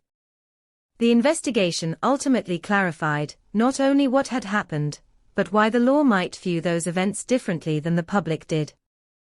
That distinction would soon become the defining feature of the case. Because the next chapter would not revolve around uncovering hidden evidence. It would revolve around whether the evidence already collected justified criminal prosecution. And that decision would become one of the most closely examined outcomes in New York's ongoing debate over policing, mental illness, race, and the devastating consequences of decisions made in less than 10 irreversible seconds. When the independent investigation entered its final stage, many people believed the most difficult part was over. The evidence had been collected. Witnesses had been interviewed. Surveillance videos had been analyzed frame by frame. Forensic specialists had completed their examinations. The timeline had been reconstructed with remarkable precision. Surely, the answer would now be straightforward. Instead, the case entered its most emotionally difficult chapter. Unlike fictional courtroom dramas, justice does not always arrive in the form of dramatic testimony, surprise witnesses, or guilty verdicts announced before a silent courtroom. Sometimes, justice is defined by legal standards that leave nearly everyone dissatisfied. The investigation into the shooting of Saeed Vassell was conducted under an executive order then in effect in New York, requiring the Office of the Attorney General to independently investigate police killings involving unarmed civilians, or situations where it was unclear whether the victim had been armed. The purpose of the investigation was straightforward. Determine whether criminal charges against any of the officers were legally justified. Not whether the shooting was tragic. Not whether different tactics might have produced a better outcome. Not whether departmental policies should change. Only one question mattered. Did the evidence establish beyond a reasonable doubt that one or more officers had committed a criminal offense under New York law? That distinction became the foundation of the final report. Investigators revisited every critical moment one last time. The emergency calls. The officer's approach. The surveillance footage. The forensic evidence. The witness interviews. Each element was weighed not emotionally, but legally. The report acknowledged facts that no one disputed. Saeed Vassal had not possessed a firearm. The object in his hands was part of a welding torch. He died after officers fired 10 rounds, during an encounter lasting less than 10 seconds. Those facts remained fixed. The legal analysis focused elsewhere. Could prosecutors prove that the officers' belief they faced an imminent deadly threat was objectively unreasonable? That burden proved extraordinarily difficult. Investigators concluded that the officers had responded to multiple emergency calls describing an armed individual threatening pedestrians. Upon arrival, they observed Saeed holding an object that visually resembled a handgun. According to the available evidence, they perceived him raising that object toward them in a manner consistent with aiming a firearm. Under those circumstances, investigators concluded that prosecutors could not prove beyond a reasonable doubt that the officer's use of deadly force violated New York's criminal statutes governing justification. The decision carried enormous consequences. No criminal charges would be filed. Legally, the investigation had reached its conclusion. Publicly, however, the debate was only beginning. News of the decision spread rapidly. Television anchors interrupted regular programming. Newspapers published lengthy analyses. Legal commentators explained the distinction between tragedy and criminal liability. Former prosecutors defended the legal reasoning. Civil rights advocates criticized it. Across Brooklyn, the reaction was immediate. For Saeed's family, the announcement reopened wounds that had never truly begun to heal. They had waited months believing that an independent investigation might provide accountability.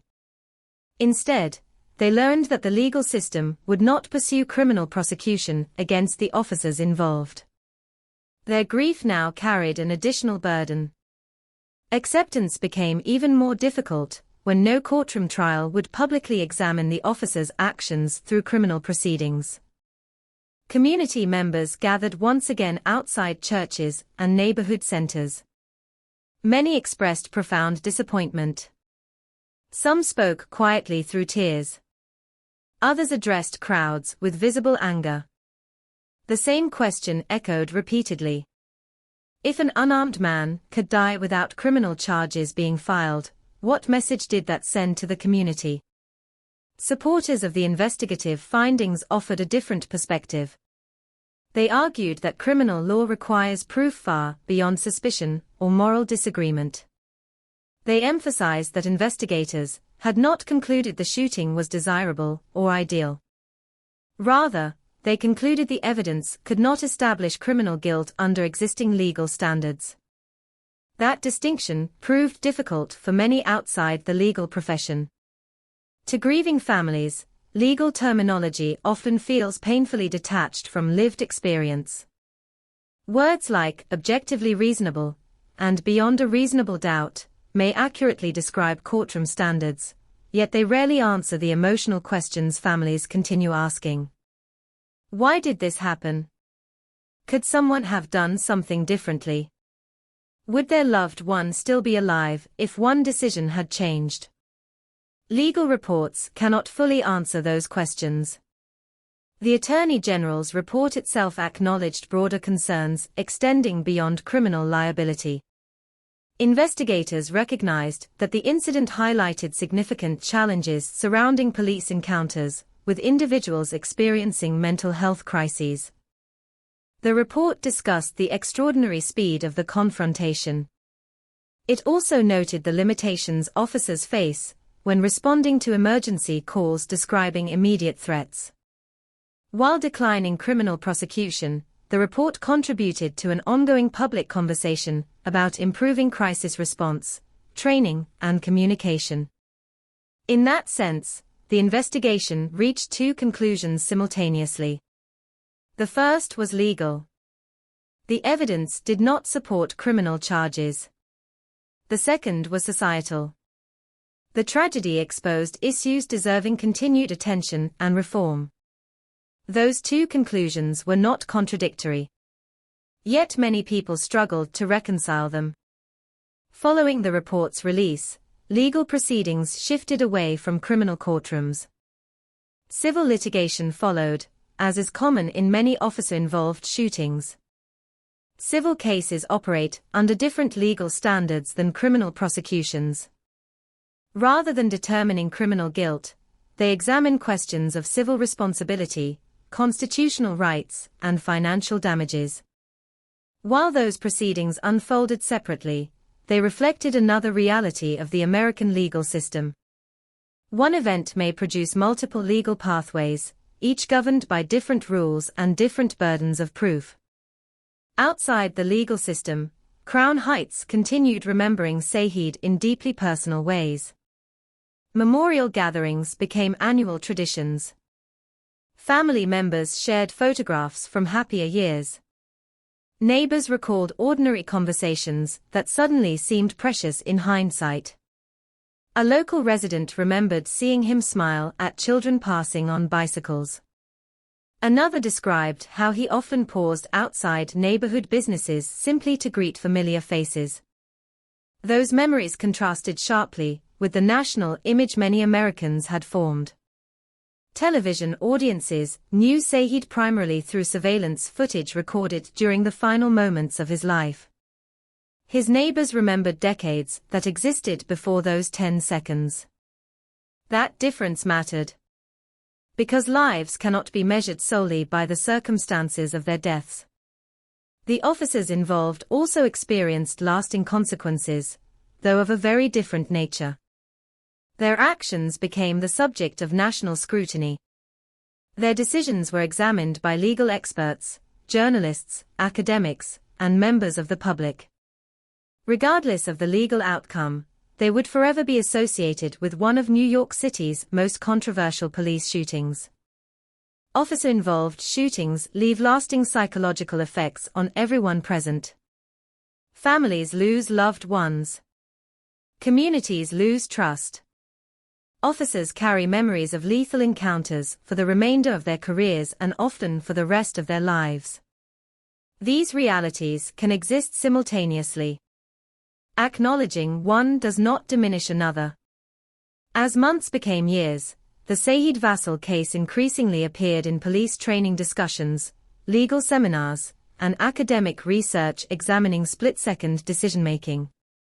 Mental health professionals cited it while advocating expanded crisis intervention resources. Law enforcement trainers referenced it when discussing threat perception. Civil rights organizations pointed to it during conversations about race and policing. Rather than fading into history, the case became part of a larger national dialogue. One tragedy. Many interpretations. No universally satisfying conclusion. Perhaps that explains why the legal outcome remains controversial today. The investigation answered the question it had been legally assigned to answer. It could not answer every moral question left behind. Law determines whether criminal liability exists. It cannot fully measure grief. It cannot restore trust. It cannot erase trauma. It cannot return a son to his family. For the Vassal family, the conclusion of the investigation marked the end of one legal process, but not the end of mourning. Every anniversary renewed painful memories. Every public discussion revived old emotions. Every mention of his name carried both love and loss. For Crown Heights, the shooting became part of the neighborhood's collective memory. Residents continued passing the intersection, where everything had unfolded in less than 10 seconds. Most days, traffic flowed normally. Children laughed nearby. Life appeared ordinary once again. Yet for those who remembered April 4, 2018, the corner no longer looked quite the same. Invisible memories lingered where physical evidence had long since disappeared. The justice chapter of this story therefore closed without a criminal trial, without guilty verdicts, and without dramatic courtroom confrontations. Instead, it concluded through an independent legal review that found insufficient evidence to support criminal prosecution, while simultaneously illuminating difficult questions that extended far beyond one investigation. Those questions did not disappear with the release of the final report. If anything, they grew louder. How should police respond when mental illness and perceived deadly threats intersect?